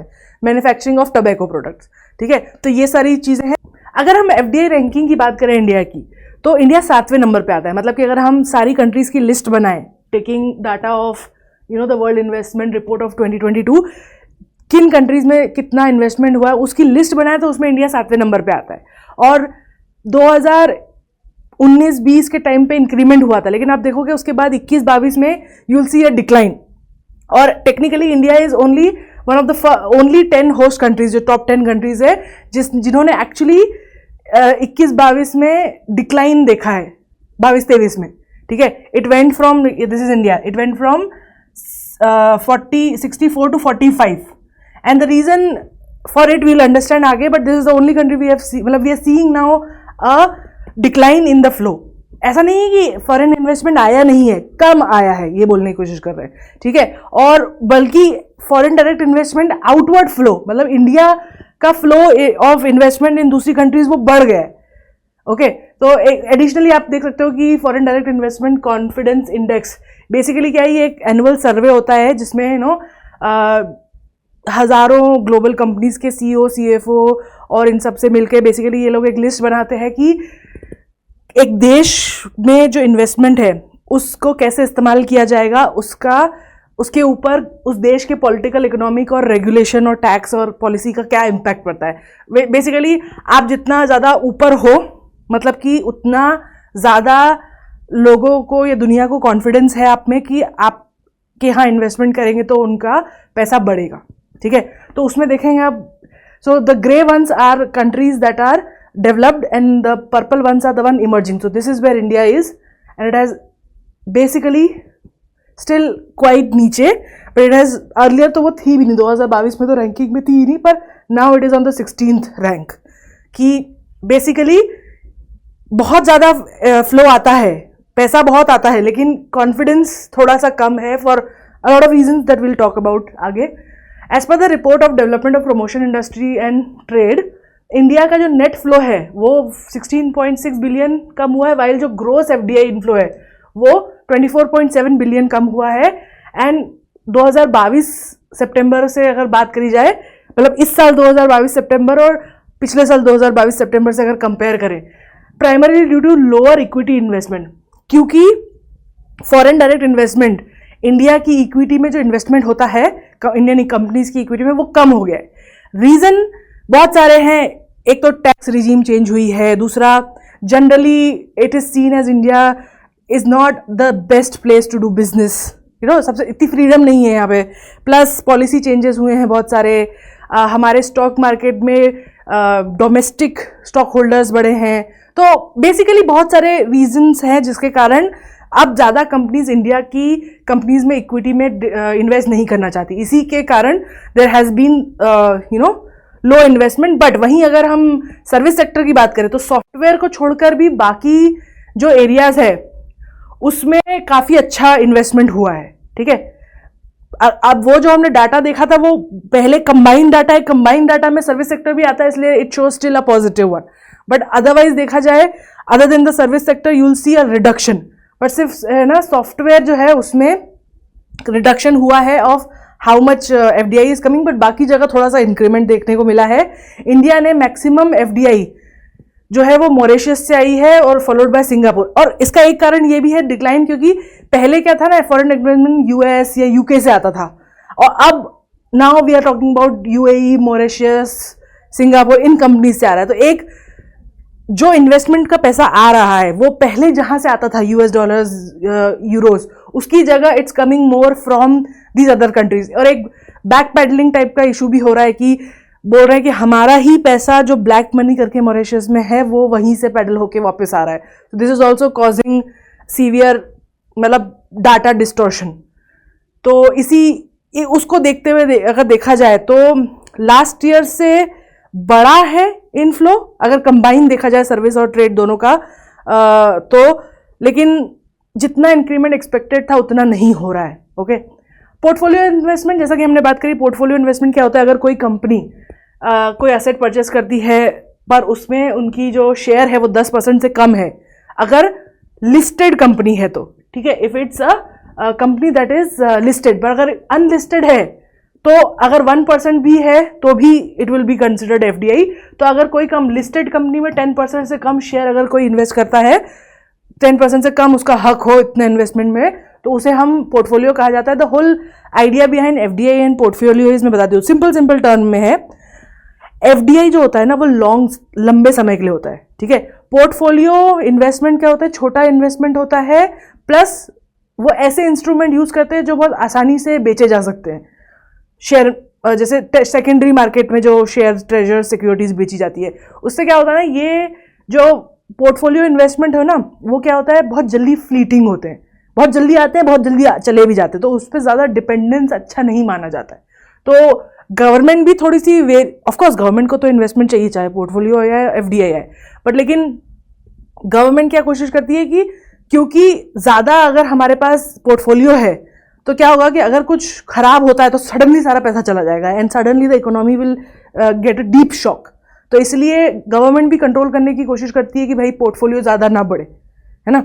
तो एग्जाम्पल ऑफ पोर्टफोलियो इन्वेस्टमेंट, अगर मान लो किसी foreign company purchase of some shares of a foreign company, किसी रिलायंस ने या किसी इंडिविजुअल ने कहीं पे भी वर्ल्ड में किसी कंपनी के शेयर खरीदे तो उसे पोर्टफोलियो इन्वेस्टमेंट कहा जाएगा। ये जो है ज़्यादा इजीली ट्रेडेड किए जा सकते हैं क्योंकि they use securities that are easily exchangeable, इसलिए ये लेस परमानेंट होते हैं नेचर में, इसलिए ये ज़्यादा टर्म में, मतलब they are not here for long term, they are here for short term, they are here for just parking money. Portfolio investment की बात की जाए तो उसमें भी दो टाइप के होते हैं, फॉरेन इंस्टीट्यूशनल इन्वेस्टमेंट और investment on depository receipt. Foreign institutional investment क्या होता है? अगर कोई कंपनी, कोई फॉरेन इंसान इंडिया की कंपनी में की सिक्योरिटीज अगर खरीद रहा है तो उसे हम फॉरेन इंस्टीट्यूशनल इन्वेस्टमेंट कहते हैं, ठीक है। ये मोस्टली फाइनेंशियल मार्केट में होता है और ये शॉर्ट टर्म नेचर होता है, इसे हॉट मनी कहा जाता है, ठीक है। मतलब कि बाहर के लोग हमारे कंट्री में की सिक्योरिटीज खरीद रहे हैं फॉर पार्किंग मनी और फॉर जस्ट गेटिंग इंटरेस्ट, और ये हॉट मनी इसलिए भी कहा जाता है क्योंकि बहुत जल्दी चला जाता है बेसिकली। जो FIIs है वो रेगुलेट कौन करता है? सेबी। मैंने अगर इससे पहले सेबी के फुल फॉर्म में बोर्ड की जगह ब्यूरो बोला हो तो प्लीज़ एक्सक्यूज़ मी, बिकॉज मैं ना कई बार सेबी के डेफिनेशन में बी का फुल फॉर्म गलत बता देती हूँ, ठीक है। So it's security and exchange board of India, not bureau of India. I do this all the time and even though I remember it but I still do it. अच्छा, foreign institution investors जो होते हैं ना वो India के company की securities खरीद सकते हैं, सेल कर सकते हैं, बट उन्हें ना सेबी के साथ रजिस्टर करना होगा, और अगर वो रजिस्टर्ड नहीं है तो they are not allowed to invest in, जो भी फॉरेन इंस्टीट्यूट इन्वेस्टर्स हैं वो इंडिया के प्राइमरी और सेकेंडरी कैपिटल मार्केट में अलाउड नहीं है डायरेक्टली इन्वेस्ट करना, इसीलिए वो पोर्टफोलियो इन्वेस्टमेंट स्कीम के थ्रू आते हैं, ठीक है। और उसके लिए उन्हें पहले सेबी के साथ रजिस्टर करना पड़ता है। डिपॉजिटरी रिसीट बेसिकली क्या होती है? इट्स अ रिसीट, पैसा, मतलब जैसे मान लो मेरे पास पैसा है या किसी कंपनी के शेयर है तो वो मेरा डिपॉजिट है, उसकी तो जब मुझे वो शेयर मिलते हैं तो उसे डिपॉजिटरी रिसीट कहा जाता है। It's a negotiable financial institute send by a bank, एक बैंक इशू करती है, ठीक है। और वो बेसिकली क्या होता है, डिपॉजिटरी रिसीट, ये किसी कंपनी की पब्लिकली ट्रेडेड सिक्योरिटीज होती है जो एज अ इंस्ट्रूमेंट यूज किया जाता है, ठीक है। मतलब जैसे हम कैश के लिए पैसा यूज करते हैं, पेपर मनी कॉइन्स, वैसे जब बैंक इशू करा हुआ डिपॉजिटरी रिसीट यूज की जाती है जो कि एक्चुअली में किसी दूसरी कंपनी की सिक्योरिटीज है, जब उसको दिया जाता है तो उसे डिपॉजिटरी रिसीट कहा जाता है। अमेरिकन डिपॉजिटरी रिसीट्स है, ये यूएस बैंक इशू करती है। ये बेसिकली वो सिक्योरिटीज हैं जो फॉरेन कंपनीज की हैं पर यूएस के सिक्योरिटी मार्केट में लिस्टेड है। इसका डिनोमिनेशन यूएस में होता है, तो इससे क्या होता है तो ये सिक्योरिटीज दूसरे कंट्री की, लेकिन क्योंकि ये यूएस के स्टॉक मार्केट में लिस्टेड है तो यूएस डॉलर में लिस्टेड है, तो यूएस के लोगों के लिए आसान होता है इसमें इन्वेस्ट करना। और यूजुअली बिना स्टैम्प ड्यूटी के एडीआर को आप ट्रांसफर कर सकते हो। वैसे ही एक ग्लोबल डिपॉजिटरी रिसीट्स होती है जो इंटरनेशनल मार्केट में कहीं पे भी चलती है, सेम स्कोप है, आइडिया सेम है, बट वो अमेरिकन है, ये ग्लोबल है। यूजुअली ये या तो यूरो या फिर डॉलर में होती है और ज़्यादातर यूरोपियन स्टॉक एक्सचेंज से एक्सचेंज की जाती है, बट ये पूरे वर्ल्ड में काम करती है। और इसका फिक्स नंबर ऑफ शेयर होता है, मतलब कि फॉरेन कंपनी के जितने शेयर्स हैं इस डिपॉजिटरी, मतलब इस इंस्ट्रूमेंट के में जितने शेयर्स हैं कंपनी के वो फिक्स्ड रहते हैं, तो दिस इज यूज्ड। उसके अलावा वैसे ही इंडिया की भी डिपॉजिटरी है एक, जैसे सिमिलर टू एडीआर और जीडीआर, इंडिया ने भी एक इशू करी है कि अगर कोई फॉरेन कंपनी की सिक्योरिटी इंडिया के स्टॉक मार्केट में लिस्टेड है तो उसमें क्या होता है, क्योंकि इसका डिनोमिनेशन रुपीज में होता है तो इंडिया के लोग उसमें इन्वेस्ट कर सकते हैं, और उसके लिए basically they have to deal with it on NSC और बीएससी। फॉरेन कंपनी को अगर अपने आप को इसमें पार्टिसिपेट करना है तो उन्हें पहले अपने जैसे मान लो कोई कुवैत हो गया या कोई सोमालिया कंट्री हो गई, राइट, उन्हें if they want to deal with it they will have to register in the National Stock Exchange या बॉम्बे स्टॉक एक्सचेंज, और फिर वो इसमें बेसिकली यूज कर सकते हैं। डिनोमिनेशन रुपीज में होता है तो इंडियन कंपनीज इजीली उसमें इन्वेस्ट कर सकती है। एक तरीका है जिससे इंडिया बाहर के कंट्रीज के सिक्योरिटीज में इन्वेस्ट कर सकती है टेक्निकली। पार्टिसिपेटरी नोट कुछ नहीं है, बस क्योंकि हमने बोला कि भाई कई सारी ऐसी कंट्रीज, अगर आपको if you want to have portfolio investment in a country तो आपको वहाँ सेबी पे अपने आप को वो करना पड़ेगा, रजिस्टर करना पड़ेगा, राइट। बट व्हाट इफ आपको डील करना है पर सेबी पे रजिस्टर नहीं करना है, तो क्या होता है कि जो इंडिया के ब्रोकर्स होते हैं, Indian brokers are allowed, right. तो क्या करते हैं इंडियन ब्रोकर्स फॉरेनर्स के नाम से खरीदी और बेच करते हैं, ठीक है। और उसमें क्या करते हैं वो बेसिकली टेक्निकली, जैसे मान लो कि हिमाचल प्रदेश है, हिमाचल प्रदेश में मान लो आउट ऑफ हिमाचल के लोग वहाँ पे लैंड नहीं खरीद सकते, एग्जाम्पल ले लो, ठीक है, पर मुझे वहाँ पे लैंड चाहिए पर मैं नहीं खरीद सकती क्योंकि मेरा डोमिसाइल हिमाचल का नहीं है। तो what basically I will do, I will by the, मैं पैसे प्रोवाइड कर रही हूँ उस लैंड को खरीदने के लिए, लेकिन वो लैंड जो है वो एक हिमाचली सिटीजन के नाम पे है जिसने मुझे एक नोट लिखा है कि I am holding this property for you. तो उसी सेंस में जो लोग सेबी पे से जुड़े हुए नहीं हैं या वहाँ पे रजिस्टर्ड नहीं है, उन्हें अगर इंडियन सिक्योरिटी मार्केट में एक्सचेंज में पार्टिसिपेट करना है तो वो क्या करते हैं इंडियन ब्रोकर्स को यूज़ करते हैं, और इंडियन ब्रोकर्स फिर उनको एक पार्टिसिपेटरी नोट देते हैं कि भाई आपका पैसा है, आपके बिहाफ पे हमने ये सिक्योरिटीज खरीदी है। अब एफडीआई और एफआईआई में डिफरेंस क्या है? एफडीआई जो है वो पेरेंट कंपनी, मतलब इन्वेस्टमेंट जो है किसी फॉरेन कंट्री में किया है एक पेरेंट कंपनी ने, ठीक है, और वहीं एफआईआई जो है वो किसी इन्वेस्टर या किसी एक इंसान ने फॉरेन नेशन के मार्केट में किया, ठीक है। मतलब कि जब फॉरेन डायरेक्ट इन्वेस्टमेंट की बात होती है तो एक कंपनी दूसरी कंट्री की कंपनी में इन्वेस्ट कर रही है, पर एफआईआई की बात होती है ना तो हम कंपनी में इन्वेस्ट नहीं कर रहे, हम बस कंपनी की सिक्योरिटीज में इन्वेस्ट कर रहे हैं, ठीक है, हम सेकेंडरी मार्केट में खेल रहे हैं basically. Usually the target is specific enterprise. जब पैसा एफडीआई में आता है ना तो वो किसी स्पेसिफिक टारगेट पे आता है कि हमें इन्वेस्ट करना है कपड़ों के डिपार्टमेंट में, या हमें इन्वेस्ट करना है गोल्ड में, हमें इन्वेस्ट करना है एग्रीकल्चर में, तो स्पेसिफिक होता है। और वहाँ पे बेसिकली उसका एम जो फॉरेन डायरेक्ट इन्वेस्टमेंट का होता है वो ये होता है कि उस एरिया की इंटेंशन उनका ये होता है कि हमारे पैसा लगाने से वहाँ की कैपेसिटी बढ़े, प्रोडक्टिविटी बढ़े, उनका मैनेजमेंट कंट्रोल हमें मिले। वेयर एज एफआईआई सिर्फ पैसे कमाने के लिए होता है, ठीक है। FII किया जाता है जब आपको अपने पास एक्स्ट्रा पैसे हैं जो आपको ऐसी इकोनॉमी में पार्क करने हैं जहां से आपको मैक्सिमम रिटर्न मिले। आपको कोई मतलब नहीं है वो कंपनी का क्या स्कोप, मतलब of course you want to know कि वो कंपनी अच्छी है या नहीं है, बट एक तरीके से मेन एम, मुझे कोई फर्क नहीं पड़ता है कि मेरे पैसे से वो लोग क्या कर रहे हैं, बट फॉरेन डायरेक्ट इन्वेस्टमेंट में मुझे फर्क पड़ता है कि मेरे पैसे से वो लोग क्या कर रहे हैं। FDI जो है, दोनों जो है मैनेजमेंट और ओनरशिप दोनों मिलती है, लेकिन FII में ओनरशिप राइट तो होते हैं लेकिन मैनेजमेंट राइट्स नहीं होते। तो अगर मैंने किसी कंपनी में फॉरेन डायरेक्ट इन्वेस्टमेंट किया तो मैं उन कंपनी को बता सकती हूँ कि now I own 10% 20% of you, I will tell you what to do.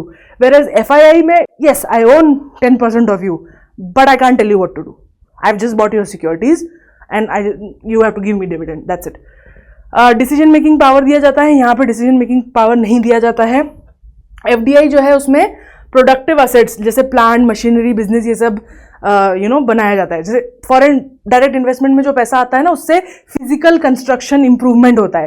Whereas FII जो होते हैं ना, वो स्टॉक्स, बॉन्ड, म्यूचुअल फंड, ये सब होते हैं, फिजिकल एसेट्स नहीं होते हैं। हम सेकेंडरी मार्केट के जो फाइनेंशियल इंस्ट्रूमेंट्स है उसमें खेल रहे हैं एक तरीके से। नेक्स्ट इज लोन्स, ठीक है। हमने बात कर लिया इन्वेस्टमेंट की, अब आ रहे हैं हम लोन पे। लोन मतलब क्या? उधार, ठीक है। जब हम पैसा लेते हैं, इन्वेस्टमेंट और लोन में बस फर्क है कि पैसा देने वाला या पैसा लेने वाला किसने प्रोसेस स्टार्ट करी है, ठीक है। अगर मैंने, समझ लो मैंने कहीं किसी कंपनी में पैसे लगाए हैं, ठीक है, तो अगर मैंने अपनी मर्जी से लगाया क्योंकि मुझे पता है कि मैं इस कंपनी में पैसे लगाना चाहती हूँ, क्योंकि मैं इस कंपनी को कंट्रोल करना चाहती हूँ या इससे प्रॉफिट कमाना चाहती हूँ, तो वो इन्वेस्टमेंट हुआ। अगर ये कंपनी मुझसे पैसे मांगती है कि मुझे दे दो, हमें मुझे पैसे चाहिए, तो वो लोन होगा, ठीक है। ट्रांजैक्शन मोटा मोटा सेम रहता है, ठीक है। यूजुअली गवर्नमेंट और private sectors, international market, money market में सब लोन कोई भी ले सकता है, कोई भी कंट्री को दे सकता है। इसका रिजल्ट जो होता है उससे डेट बनती है। जब इन्वेस्टमेंट होता है ना, तो डेट नहीं होती, लाइबिलिटी होती है, ठीक है। ऑफकोर्स आपसे आपका पैसा लिया है तो आपको हम राइट्स भी दे रहे हैं, तो ऑफकोर्स लाइबिलिटी है मेरे ऊपर एज अ कंपनी जिसको आपने FDI दिया है, मुझे आपको जवाब देना पड़ेगा। पर लोन में बेसिकली मेरा आप पे उधार है, ठीक है। आपने मुझसे मांगा है इसलिए मैंने आपको दिया है और अब आपकी रिस्पॉन्सिबिलिटी बनती है। वेयरएज इन्वेस्टमेंट में मैं इन्वेस्ट कर रहा हूं क्योंकि मुझे पता है और मैं कंट्रोल करना चाहता हूं, क्योंकि आई फील कि मैं इस बिजनेस को कहीं लेके जा सकता हूं अच्छी जगह पर, जहां से और पैसा बन सकता है, ठीक है। यूजुअली ऑल्दो आजकल तो सब कुछ बहुत, मतलब लोन देने पे भी कंट्रीज बहुत कंट्रोल करती है, बट बेटर अंडरस्टैंडिंग यही है कि लोन दिया है तो कंपनी को फर्क नहीं पड़ता कि आप क्या कर रहे हो, किस डायरेक्शन में जा रहे हो, बस उस डायरेक्शन में जाओ जिसमें आप हमारा लोन चुका सको, उसके अलावा उनको कोई मतलब नहीं है, ठीक है। Just make profit and give us back our loan with interest. But investment में they are interested in seeing the company flourish a little more. They have more at stake. So we already know there are 3 type of loan: external commercial borrowings. मैंने शायद पहले bond बोला था borrowing की जगह, external commercial borrowing, external assistance और trade credit. Already हम discuss कर चुके हैं क्या होता है, डिटेल में बात करेंगे। external commercial borrowing बेसिकली क्या है? ये commercial loan है जो इंटरनेशनल मार्केट से उठाए हुए होते हैं, ठीक है, बिजनेस के लिए उठाए होते हैं। यूजुअली मार्केट इंटरेस्ट रेट पे इसको उठाया जाता है और कोई कंसेशन नहीं दिया जाता, मतलब कि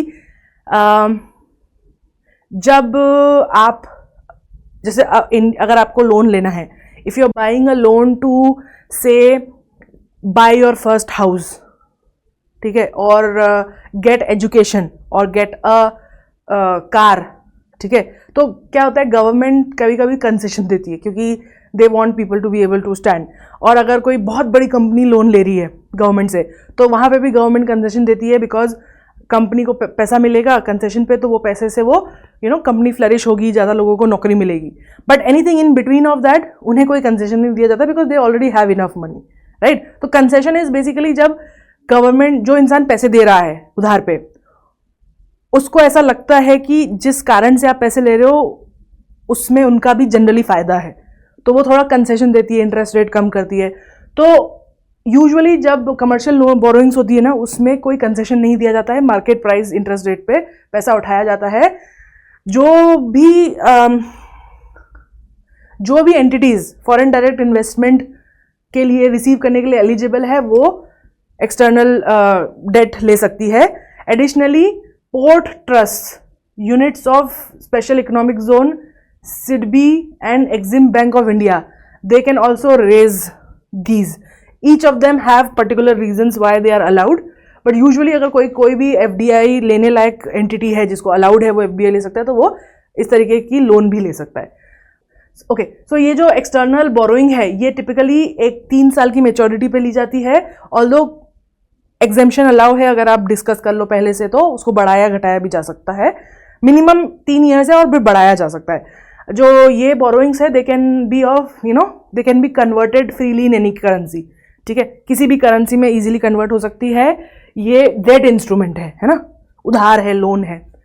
किन ट्रांजैक्शंस को ECB के टाइप माना जाएगा? एक तो अगर आपने किसी भी बैंक से लोन लिया है, तो अगर आपने कोई फिक्स फ्लोटिंग रेट पे कोई नोट, बॉन्ड, डिबेंचर वगैरह लिए हो, बीइंग गिवन कि वो जो डिबेंचर है या बॉन्ड है वो कंपलसरी कन्वर्टेबल ना हो। कन्वर्टिंग मतलब क्या?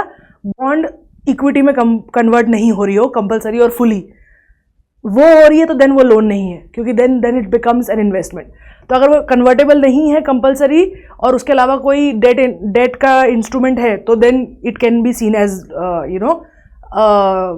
It can be seen as a borrowing. Trade credit मतलब कि अगर किसी भी एक्सटर्नल इंसान ने आपको पैसे दिए हों for buying stuff in when you are trying to open a business और import something, that is considered. चाहे फिर वो उसके अलावा कैपिटल मार्केट के इंस्ट्रूमेंट हो, मतलब जैसे कि फॉरेन करेंसी कन्वर्टेबल बॉन्ड्स हो या एक्सचेंजेबल बॉन्ड्स हो दूसरी करेंसी की, वो अगर आप ले रहे हो तो that is also considered as loan. और financial lease which is basically लंबे समय के लिए जब कोई इंसान पैसा आपको देता है for a particular use at very low cost, उसे लीज, फाइनेंशियल लीज कहा जाता है। अब जो ये ECBs है ये कैसे यूटिलाइज की जा सकती है, क्या क्या एक्टिविटी है जिसमें ECBs नहीं लिए जा सकते, ठीक है। एक्सेप्ट मतलब इन एक्टिविटीज़ के लिए आप बोरोइंग्स नहीं कर सकते इंटरनेशनल प्लेटफॉर्म से। रियल एस्टेट, कैपिटल मार्केट में इन्वेस्टमेंट के लिए, इक्विटी इन्वेस्टमेंट के लिए, वर्किंग कैपिटल के लिए, except for the foreign equity holder.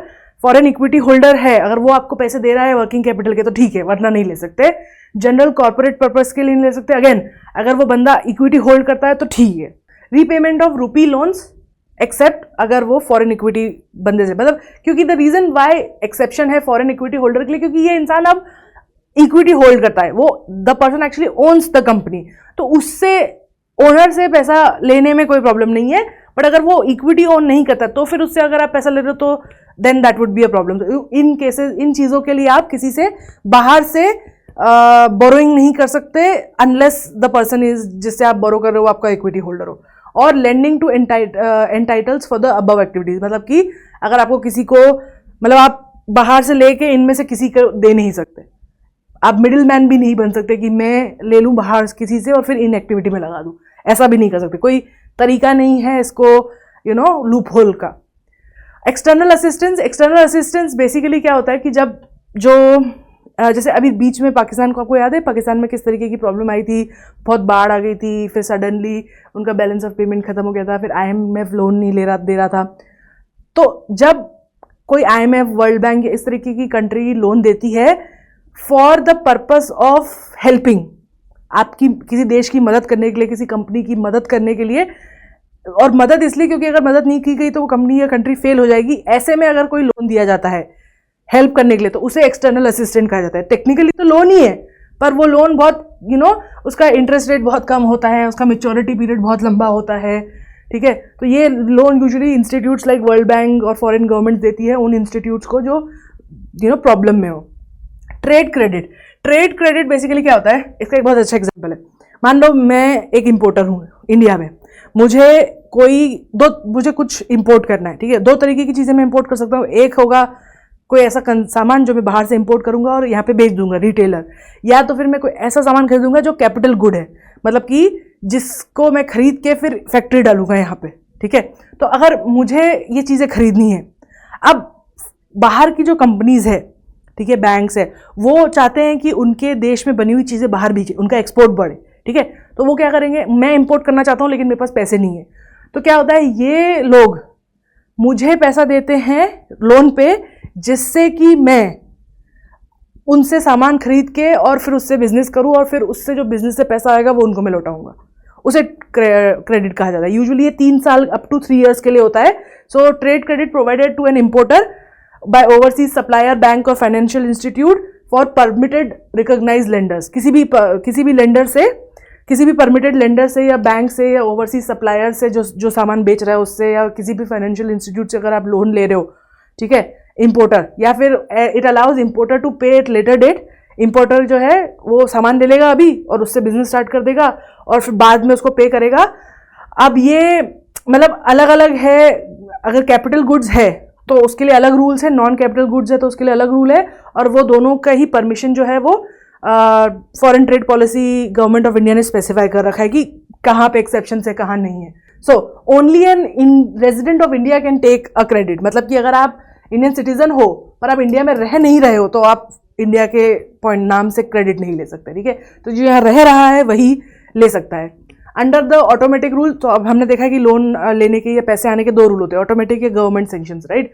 तो $150 million पर इम्पोर्ट ट्रांजेक्शन जो है वो ऑटोमेटिक के लिए for gas, oil, refining, marketing, airline and shipping companies के लिए ऑटोमेटिकली अलाउड है। और उसके अलावा 50 million पर इम्पोर्ट ट्रांजेक्शन दूसरी चीज़ों के लिए अलाउड है, ठीक है। इन सब के लिए 150 million अलाउड है, बाकी सब चीज़ों के लिए $50 million अलाउड है पर ट्रांजेक्शन। इतना आप ट्रेड क्रेडिट ले सकते हो। पीरियड यूजुअली 3 साल होता है और कैपिटल गुड्स के लिए, और 1 साल होता है नॉन कैपिटल गुड्स के लिए, क्योंकि कैपिटल गुड्स जो होते हैं ना उससे पैसे कमाने में टाइम लगता है। पर नॉन कैपिटल गुड्स मतलब आप रिटेल सामान ले रहे हो, बेच रहे हो, ठीक है, you are just a middle man in getting this stuff. So then you don't get as much time. You only get 1 year to sell the stuff. But if you are setting up a factory and you're buying capital goods, basically goods that will further produce things, then they give you more time.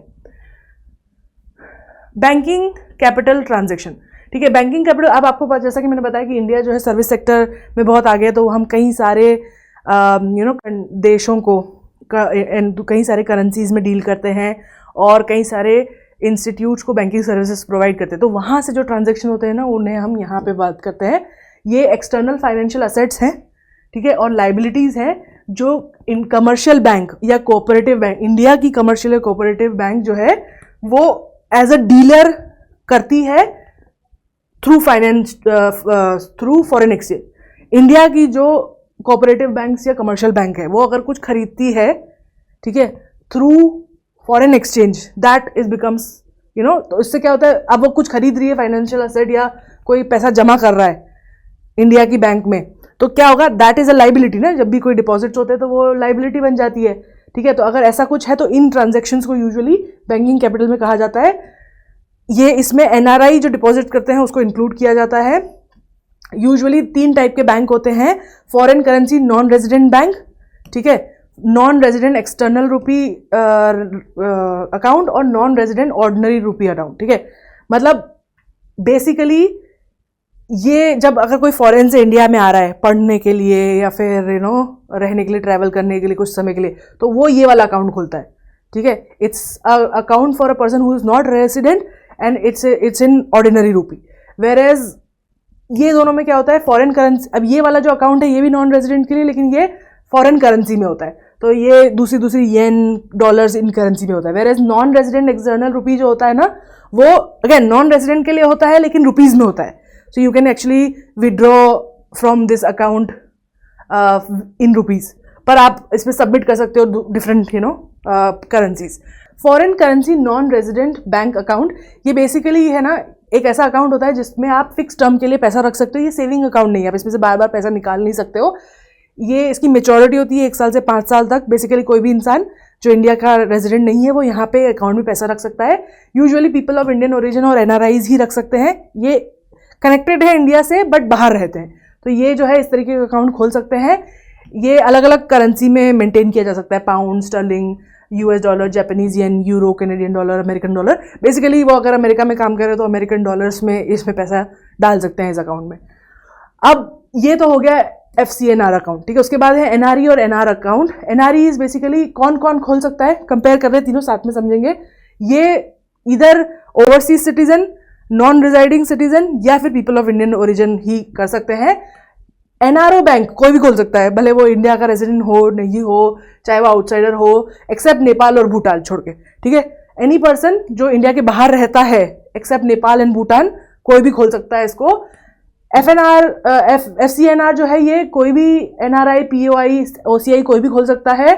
और लेकिन अगर बांग्लादेश, पाकिस्तान की nationality है आपकी तो आपको RBI से पहले अप्रूवल लेना पड़ेगा, ठीक है। But this is generally open for any person who want to open it, who is somehow linked to India, like but not residing in India, ठीक है, रह नहीं रहा है। डिपॉजिट कैसा होता है, फॉरेन करेंसी में डिपॉजिट कैसे कर रहे हो, मतलब किस करेंसी में पैसे डाल रहे हो अकाउंट में।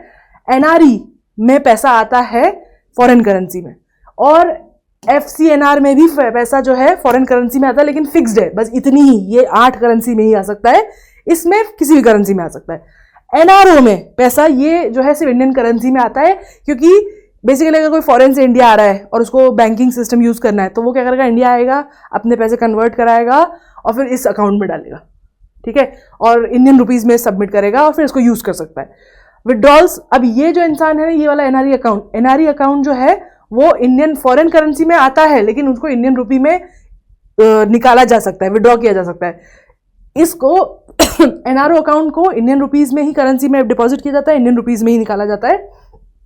जिस करेंसी में सबमिट किया है उसी करेंसी में इसको विड्रॉ किया जाता है। ऑफ कोर्स दैट मीन्स कि द ओनली प्लेस जहां पर रिस्क है, जहां पर पैसे में, क्योंकि आपको पता है अगर करेंसी चेंज होती है तो पैसे की वैल्यू चेंज होती है। आपने US अमेरिकन डॉलर में डाला और रुपीज में निकाल लिया, अब उससे क्या होगा कि मान लो रुपीज की वैल्यू गिर गई या बढ़ गई तो आपका पैसा कम ज्यादा हो जाएगा ना। तो इन तीनों में से इन दोनों पे कोई फर्क नहीं पड़ता है, क्योंकि रुपीज में से डाल रहे हो रुपीज में ही निकाल रहे हो, जिस करेंसी में डाल रहे हो उसी करेंसी में निकाल रहे हो, तो इन दोनों के ऊपर कोई रिस्क नहीं रहता है ऑफ एक्सचेंज रेट। बट यहाँ पर NRE अकाउंट में रिस्क रहता है। टैक्सेशन, ये इंडिया में नॉन टैक्सेबल होता है। ये NRO अकाउंट जो होता है उस पर इंटरेस्ट अगर मिलता है तो वो टैक्स होता है, बट अदरवाइज प्राइमरी अमाउंट नहीं होता है। और ये वाला जो है ये नॉन टैक्सेबल है, क्योंकि ये सिर्फ पार्क करने के लिए आता है इंडिया में, ठीक है। रिपैट्रिएबिलिटी मतलब क्या ये पैसा वापस लिया जा सकता है, तो डिपॉजिट जो है वो पूरी तरीके से, अगर NRE अकाउंट है तो पूरी तरीके से पैसे वापस जा सकते हैं।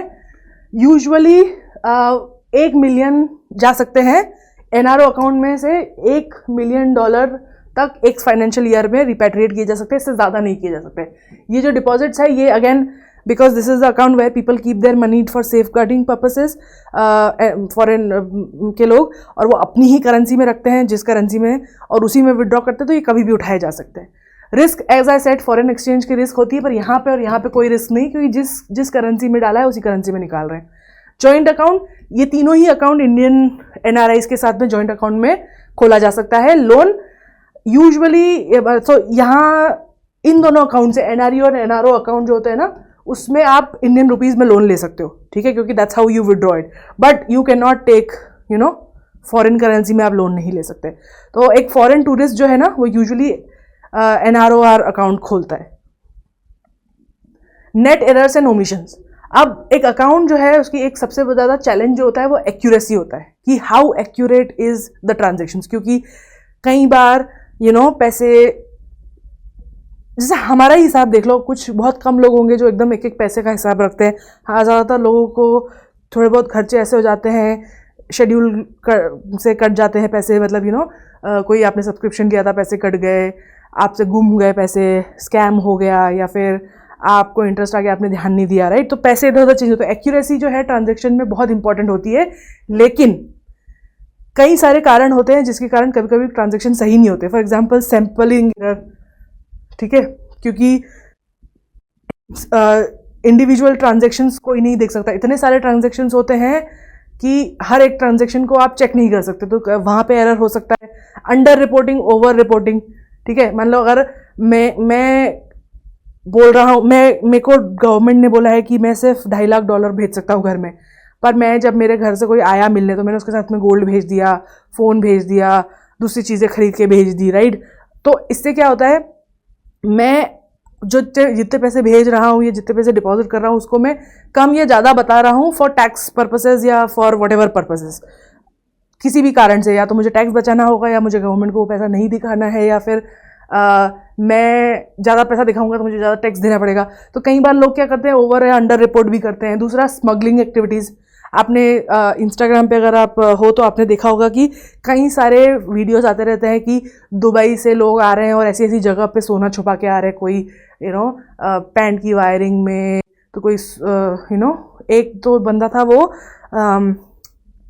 सम फूड प्रोडक्ट, ठीक है, वो फूड प्रोडक्ट था वो भूरा, तो उन्होंने बेसिकली सोने का भूरा करा और उसको फूड पैकेट में की तरह, लाइक ऑरेगेनो की तरह पैक करके ले आए। उसके अलावा बहुत सारे अजीब अजीब से देखे मैंने। कोई तो बालों में पिन लगा के आ गया सोने की, सो दैट टू गेट। तो इस तरीके की अगर स्मगलिंग एक्टिविटीज़ होती है तो कई बार पैसा इधर उधर चला जाता है। इसीलिए तो कई बार लोग जो है जैसे, although it is not considered smuggling, but आपने देखा होगा कि कई सारे लोग फॉरेन में घूमने जाते हैं ना, तो वो वहाँ से पैसा कन्वर्ट करते हैं और एक आधा अगर नोट बच जाता है तो वापस ले आते हैं।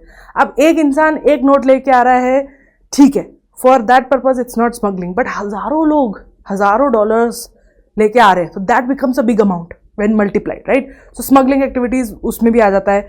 एक बहुत स्मॉल परसेंटेज होता है जीडीपी का, जिसको बेसिकली एरर्स और ओमिशंस में लगा दिया जाता है। बेसिकली कहने का मतलब है कि जैसे अगर आप हिसाब कर रहे हो पूरे महीने का, पूरे साल का, फाइनेंशियल ईयर का हिसाब कर रहे हो, ठीक है, आप यहाँ पे आया है $1 ट्रिलियन और यहाँ पे आया है $1 ट्रिलियन $0.0001। तो अब बेसिकली अब ये $0.1 है ना, हो सकता है ये 1 लाख रुपए हो, 1,000 रुपये हो, $1,000 हो, ये थोड़ा सा अमाउंट रहता है जिसको आप बेसिकली अज्यूम करते हो कि हाँ थोड़ी बहुत गलतियाँ तो हो जाती है। तो एक फिक्स अमाउंट होता है जो हर साल जीडीपी में एलोकेट किया जाता है for such errors, because it takes a lot of time to go back and see कि कहाँ गलती हुई है।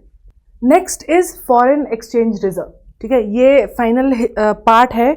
ये बेसिकली वो पैसा है जो इंडिया रिजर्व करके रखती है बैलेंस ऑफ पेमेंट में। मतलब एक तरीके से बोल सकते हैं कि अगर आप इंडिया को एक इंसान मानो, ठीक है, और उसका करंट अकाउंट है, उसका एक जगह से इनकम आ रही है, एक जगह से इनकम जा रही है, तो रिजर्व बेसिकली उसकी सेविंग्स है, ठीक है, इंडिया की सेविंग्स है एक तरीके से। गलत होगा सेविंग्स कहना, क्योंकि इंसान जिस तरीके से सेविंग्स करता है और कंट्री जिस तरीके से रिजर्व रखती है उसमें फ़र्क है। बट एक चीज़ में सिमिलैरिटी है कि ये दोनों पैसे, एक इंसान की सेविंग और एक कंट्री का रिजर्व, दोनों का काम यही होता है कि शॉक को एब्जॉर्ब करना, कि सडनली अगर कल कुछ होता है तो हमारे पास कोई बड़ा शॉक आता है तो हमारे पास इतने पैसे होने चाहिए कि हमें नीडफुल चीज़ें हम ले सकें। तो वो रिजर्व होता है। जितने भी ट्रांजेक्शन्स होते हैं ना फॉरेन कंट्रीज़ के साथ में, वो सब आरबीआई करती है और आरबीआई ही देश का रिजर्व मेंटेन करती है, ठीक है। अगर बीओपी नेगेटिव है, ठीक है, मतलब कि आप इंपोर्ट ज़्यादा कर रहे हो, एक्सपोर्ट कम कर रहे हो, और आपका बैलेंस ऑफ पेमेंट में डेफिसिट है, नेगेटिव बैलेंस जा रहा है, तो इसका मतलब है कि आप फिर अपना रिजर्व डिप्लीट करोगे, तो रिजर्व भी डिप्लीट होगा। मतलब कि अगर आप, अब ऐसा तो नहीं है ना कि कल को पैसे खत्म हो गए और अगला शिपमेंट आना था और इंडिया बोलेगा नहीं नहीं शिपमेंट वापस कर दो, हमारे पास पैसे नहीं है, ऐसा नहीं होता है कभी भी, राइट। जैसे अगर आपका अकाउंट भी होता है तो मान लो आपने 10 रुपये खर्चा करे, 10 रुपये कमाए, 10 रुपये फिर खर्चा करे, 10 रुपये कमाए, अब क्या हुआ, 10 रुपये कमाए नहीं लेकिन 10 रुपये और खर्चा हो गया, तो ये कहाँ से आएंगे, ये 10 रुपये आएंगे आपके रिजर्व में से, जो भी आपकी सेविंग होगी।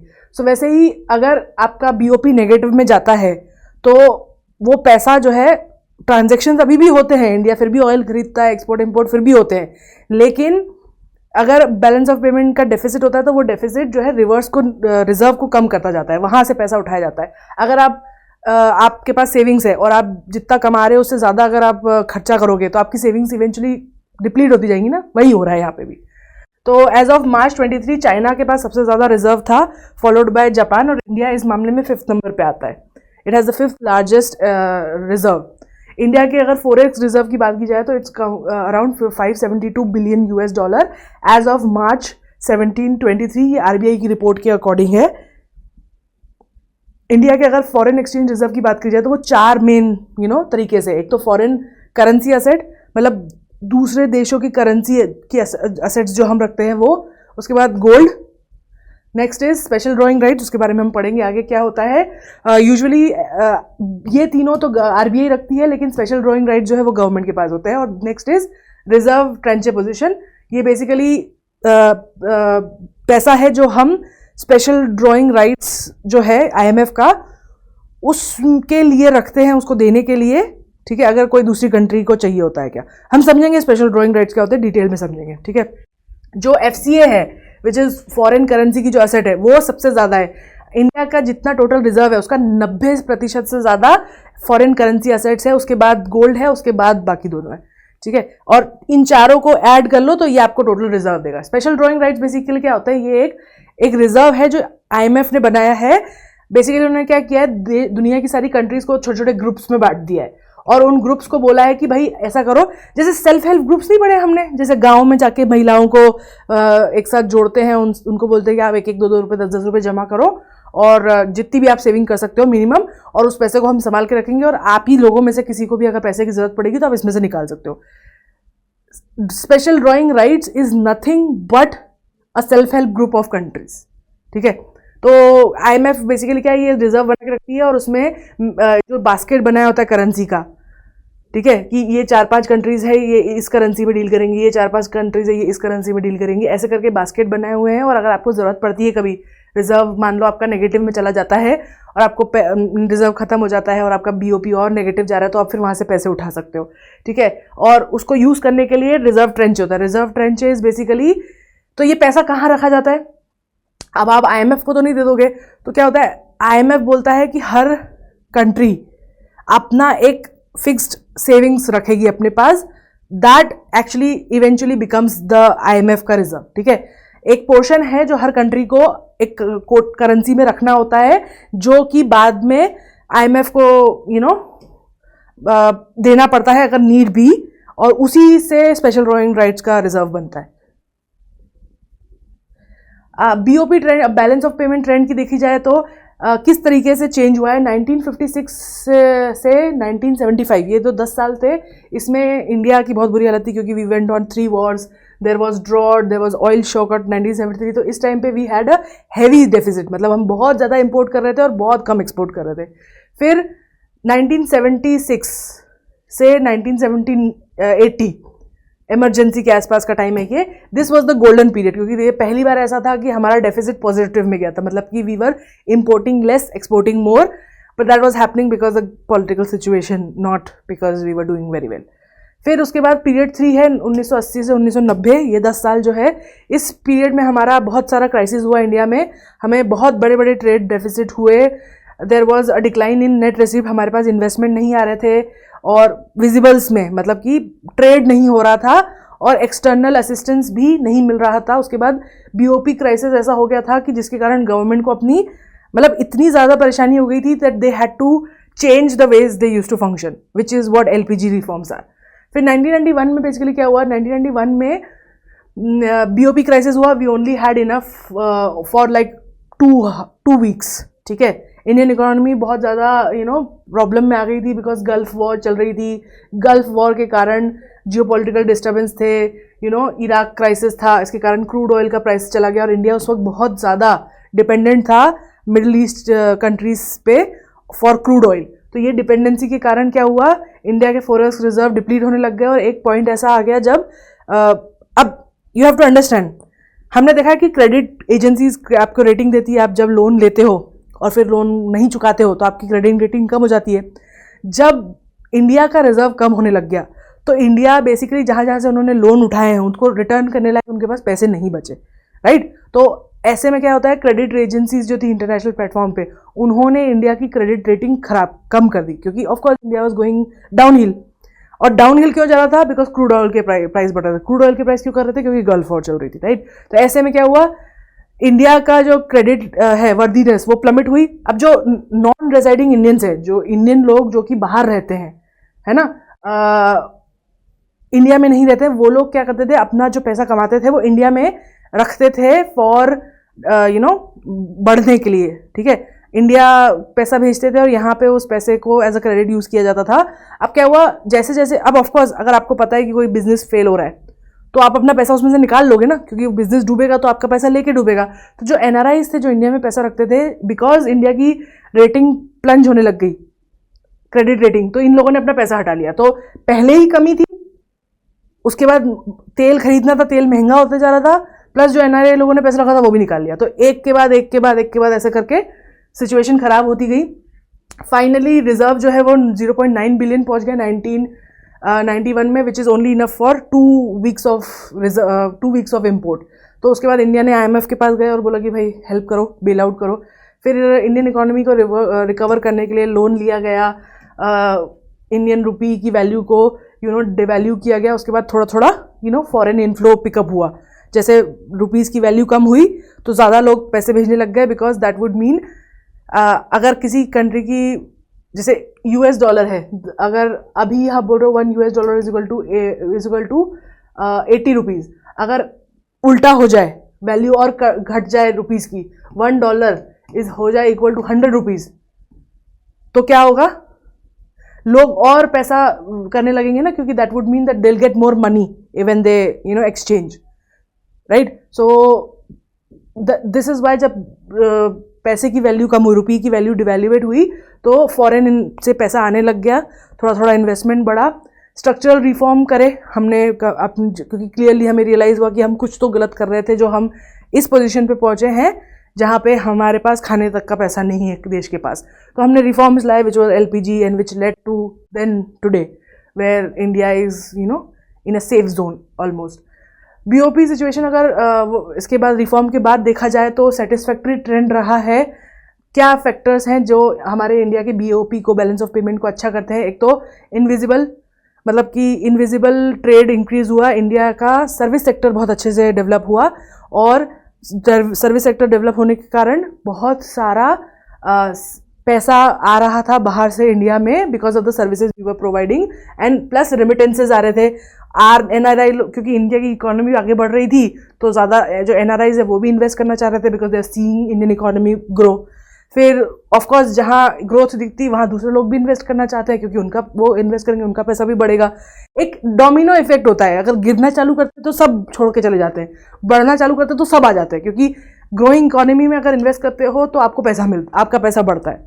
उसके बाद एक्सटर्नल बोरोइंग्स बढ़ने लग गई, ठीक है, लोगों के पास पैसा था कि वो बिजनेस खोल सकें और दूसरों से पैसा, बाहर से पैसा लेके अपना बिजनेस फ्लरिश करने लग गए।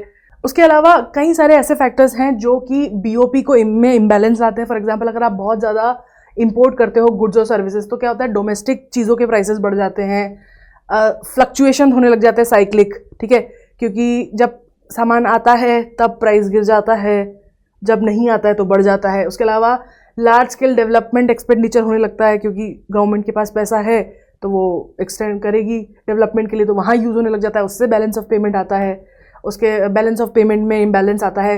अब अगर इकोनॉमी अच्छी चल रही है तो पॉपुलेशन एक्सप्लोड होती है, विच is what exactly happened with India.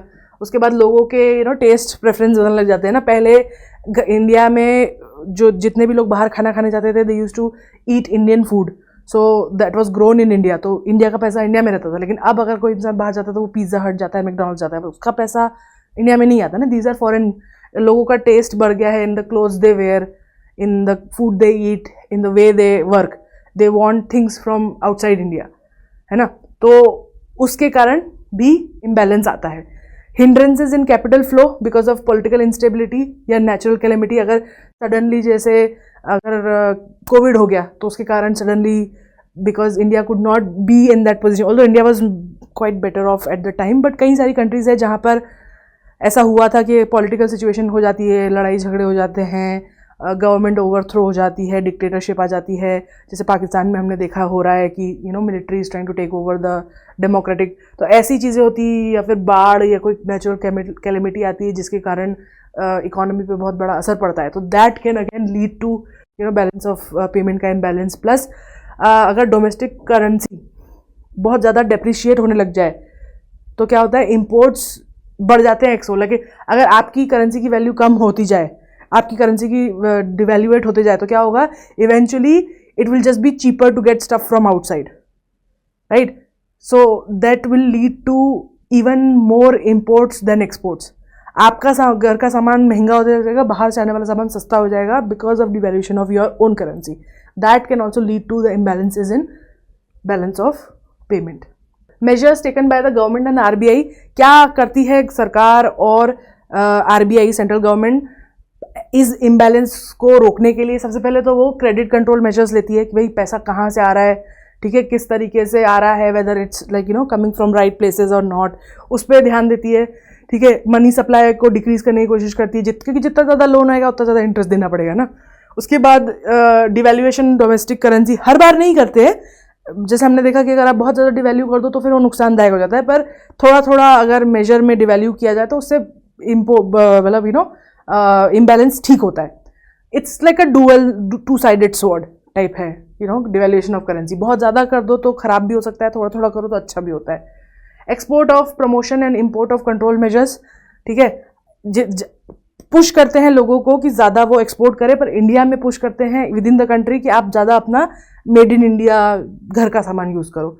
Implementation of structural reform, अगर कहीं पे भी ऐसा लगता है कि कोई लूप होल है जिससे पैसा बहुत बाहर जा रहा है तो लॉस को चेंज करना कुछ इस तरीके से कि वो पैसा बाहर ना जाए। फॉर एग्जांपल जैसे रियल एस्टेट में FDI नहीं अलाउड है, वो क्यों है? क्योंकि हमें पता है कि उससे पैसा बाहर जा रहा है, राइट। सो वो सब करना। और ऑफ कोर्स जो ये ब्लैक मनी हो गया, या लोग, बहुत सारी कंपनीज है जो रिलायंस या बड़ी बड़ी कंपनीज जो बाहर पैसा लगाना चाहती है, तो उनको बेसिकली परसुएड करना कि बाहर पैसा मत लगाओ, इंडिया में ही पैसा लगाओ, ठीक है। तो all those actions are taken so that balance of payment ठीक रहे। करंट ट्रेंड इन BPO देखा जाए, अगर 22 और 23 का डाटा है, तो बैलेंस ऑफ ट्रेड अगर देखा जाए तो नेगेटिव में है, नेगेटिव 14,000। बैलेंस ऑफ इनविजिबल मतलब सर्विस सेक्टर जो है वहाँ से पॉजिटिव में है 91,000। उसके बाद दोनों को अगर मान लो तो 54,000 जो है हम नेगेटिव में है। करंट अकाउंट बैलेंस जो है वो है 29,000। This is all in million US dollars, right. Errors and omission को रखा गया है 227 million US dollars. Overall balance देखा जाए तो 25 नेगेटिव में, मतलब हम डेफिसिट में हैं। और रिजर्व कितने हैं हमारे पास? रिजर्व भी लगभग उतना ही है। India's external debt which is basically means India कितने उधार में है, ठीक है, इंडिया को कितना पैसा देना है बाहर को। अब ये बेसिकली हर 3 महीने में क्वार्टरली RBI ये डाटा निकालता है। इट बेसिकली मीन्स कि इंडिया इंक्लूडिंग इंडिया की गवर्नमेंट, स्टेट गवर्नमेंट, इंडिया की कॉर्पोरेशन और इंडिया के citizen, total all of them, वो बाहर की ऑर्गेनाइजेशंस को, चाहे वो फिर प्राइवेट कमर्शियल बैंक्स हो, फॉरेन गवर्नमेंट्स हो या इंटरनेशनल इंस्टीट्यूशंस हो, ये सब लोग मिलकर इन सब लोगों पर कितना पैसा देना है, ये कितना उधार है, उसे हम इंडिया की एक्सटर्नल डेट बोलते हैं क्यूमुलेटिव। क्या क्या कंपोनेंट्स है? मल्टीलेटरल डेट, मतलब कि जब बहुत सारी कंट्रीज मिलके कोई एक पैक्ट बनाती है, ठीक है, और उसमें अगर उस पैक्ट में से इंडिया पैसा उठाती है तो उसे मल्टीलेटरल डेट कहा जाता है। बायलेटरल मतलब जब किसी और देश से लेती है तो उसे बायलेटरल डेट कहा जाता है। IMF वर्ल्ड बैंक से बोरोइंग की जाती है, तो वो इंस्टीट्यूशंस हैं, फाइनेंशियल इंस्टीट्यूशंस हैं जिनसे हम पैसा उधार लेते हैं। ट्रेड क्रेडिट, ऑब्वियसली बाहर की लोगों से अगर हमने ट्रेड क्रेडिट लिया हुआ है तो वो। कमर्शियल बोरोइंग्स, जितने भी NRI डिपॉजिट्स होते हैं, जो नॉन रिसाइडिंग इंडियंस इंडिया में पैसा रखते हैं वो, प्लस जितनी भी पैसे की डेट होती है, मतलब कि rupee debt, okay, in the sense that हमारे पे उधार है, लोगों के पास हमने पैसा लिया है to keep our reserves fulfil, वो उधार, प्लस जितनी भी शॉर्ट टर्म डेट्स होती है, जैसे छोटे मोटे 1 साल 2 साल के लिए कुछ इशू हो गए, कहीं से पैसे ले लिए या किसी कंपनी में, तो वो सब भी इसमें इंक्लूड होती है। इंडिया की एक्सटर्नल डेट जो थी वो 2022 सितंबर में 610 billion US dollar, which is 1.3% increase from September 2021 जब 67 थी, तो काफ़ी बड़ा इंक्रीज हुआ है। कमर्शियल बोरोइंग सबसे बड़ा, जो इंडिया की टोटल डेट है, ठीक है, जितना भी टोटल उधार है उसमें से सबसे बड़ा चंक जो है वो कमर्शियल बोरोइंग्स है, which is the largest. And उसके बाद सबसे बड़े हैं, सेकेंड नंबर पे सबसे बड़ा है NRI deposits. US dollar denominated, अब ये जो डेट है, उधार है, ये किस करेंसी में है? तो सबसे ज़्यादा जो है it is in US dollar, which is 55.5%। Last two years ago it was 1 year ago it was 52। उसके थोड़ा टाइम पहले तक 2019-20 का डाटा उठाओगे तो इट वॉज 49। तो स्लोली ये भी बढ़ रहा है। उसके बाद सेकेंड इंडियन रुपी है, उसके बाद येन में भी है, डॉलर्स में भी है, दूसरे डॉलर्स में भी है। नॉन गवर्नमेंटल जो डेट है, ठीक है, प्राइवेट लोगों की जो डेट है वो गवर्नमेंट की डेट से ज़्यादा है इंडिया में। Twin deficit hypothesis, twin deficit hypothesis basically क्या बोलता है? दो, अब आपको पता है फिस्कल डेफिसिट क्या होता है और करंट अकाउंट डेफिसिट क्या होता है। फिस्कल मतलब कि एक सरकार जितना रेवेन्यू कलेक्ट कर रही है और सरकार जितना खर्चा कर रही है देश में, उसमें अगर नेगेटिव में जाते हैं, ठीक है, कमा कम रही है, खर्चा ज़्यादा कर रही है सरकार, तो उसे हम फिस्कल डेफिसिट बोलते हैं। वहीं अगर इंपोर्ट ज़्यादा कर रही है और एक्सपोर्ट कम कर रही है तो उसको क्या बोलते हैं, करंट अकाउंट डेफिसिट। तो ट्विन डेफिसिट बेसिकली मीन्स कि ऐसी इकोनॉमी जो इंटरनली और एक्सटर्नली दोनों में ही नेगेटिव में जा रही हो, ठीक है। According to twin deficit hypothesis, कुछ इकोनॉमिस्ट का कहना है कि अगर बहुत ज़्यादा लार्ज डेफिसिट होता है किसी एक तरफ में, अगर एक कंट्री के इंटरनली बहुत बड़ा फिस्कल डेफिसिट है तो उसका इम्पैक्ट उसके बाहर के डेफिसिट पे भी पड़ता है एंड अदर वे अराउंड। अगर उसके बाहर का डेफिसिट बहुत ज़्यादा है तो उसका असर उसके इंटरनल डेफिसिट्स पे भी पड़ता है। फॉर एग्जांपल यूनाइटेड स्टेट्स और इंडिया दोनों ही हमेशा ट्विन डेफिसिट से जूझती है साल दर साल, whereas China on the other hand दोनों fiscal as well as current accounts में उनका सरप्लस है। Conversely there is a scenario featuring where fiscal surplus in current account is generally seen as the stronger financial position. तो basically वो ये कहना चाहते हैं कि बेस्ट केस सिनेरियो ये रहेगा कि आपकी फिस्कल भी सरप्लस हो और आपका करंट अकाउंट भी सरप्लस हो, लेकिन यूजुअली इकोनॉमीज अगर एक से सफ़र करती तो दूसरे से भी सफ़र करती ही है। इसे ट्विन डिफिसिट बोलते हैं। Next is J curve. J curve basically क्या बोल रहा है, ये एक इकोनॉमिक थ्योरी है जो बेसिकली कुछ अजम्पशन करती है लेकिन फिर बोल रही है कि अगर एक कंट्री अपनी करेंसी को डेप्रिशिएट करता है, ठीक है, तो उससे शुरू में तो ट्रेड डेफिसिट खराब होता है लेकिन बाद में ट्रेड डेफिसिट अच्छा हो जाता है। कैसे? जैसे वो कह रहे हैं कि बिकॉज अगर आप अपनी करेंसी को डिवैल्यू करते हो, मतलब क्या कि जब $1 पहले 80 रुपये का था, ठीक है, अब वो $1 जो है वही 100 रुपये का हो गया, आपकी करेंसी डिवैल्यू हो गई है। तो जो लोग, जैसे अगर किसी को इंपोर्टेड गुड्स खरीदना हो तो वो जो $1 का सामान पहले 80 रुपये में खरीदते थे उसके लिए उनको अब 100 रुपये देने पड़ेंगे, right, because the price has increase. तो then people sort of would not want to buy imported goods. तो क्या होगा, अगर लोगों को इंपोर्टेड गुड्स महंगे लगने लगेंगे तो फिर वो कम इंपोर्टेड गुड्स इस्तेमाल करेंगे, कम इंपोर्टेड गुड्स इस्तेमाल करेंगे तो कम इंपोर्ट आएगा बाहर से, राइट। और उसके बाद क्या होता है, उसके बाद थोड़े टाइम बाद क्या होता है, एक्सपोर्ट बढ़ने लग जाते हैं, क्योंकि एक्सपोर्ट इसलिए बढ़ जाते हैं क्योंकि आपकी कंट्री की वैल्यू कम है।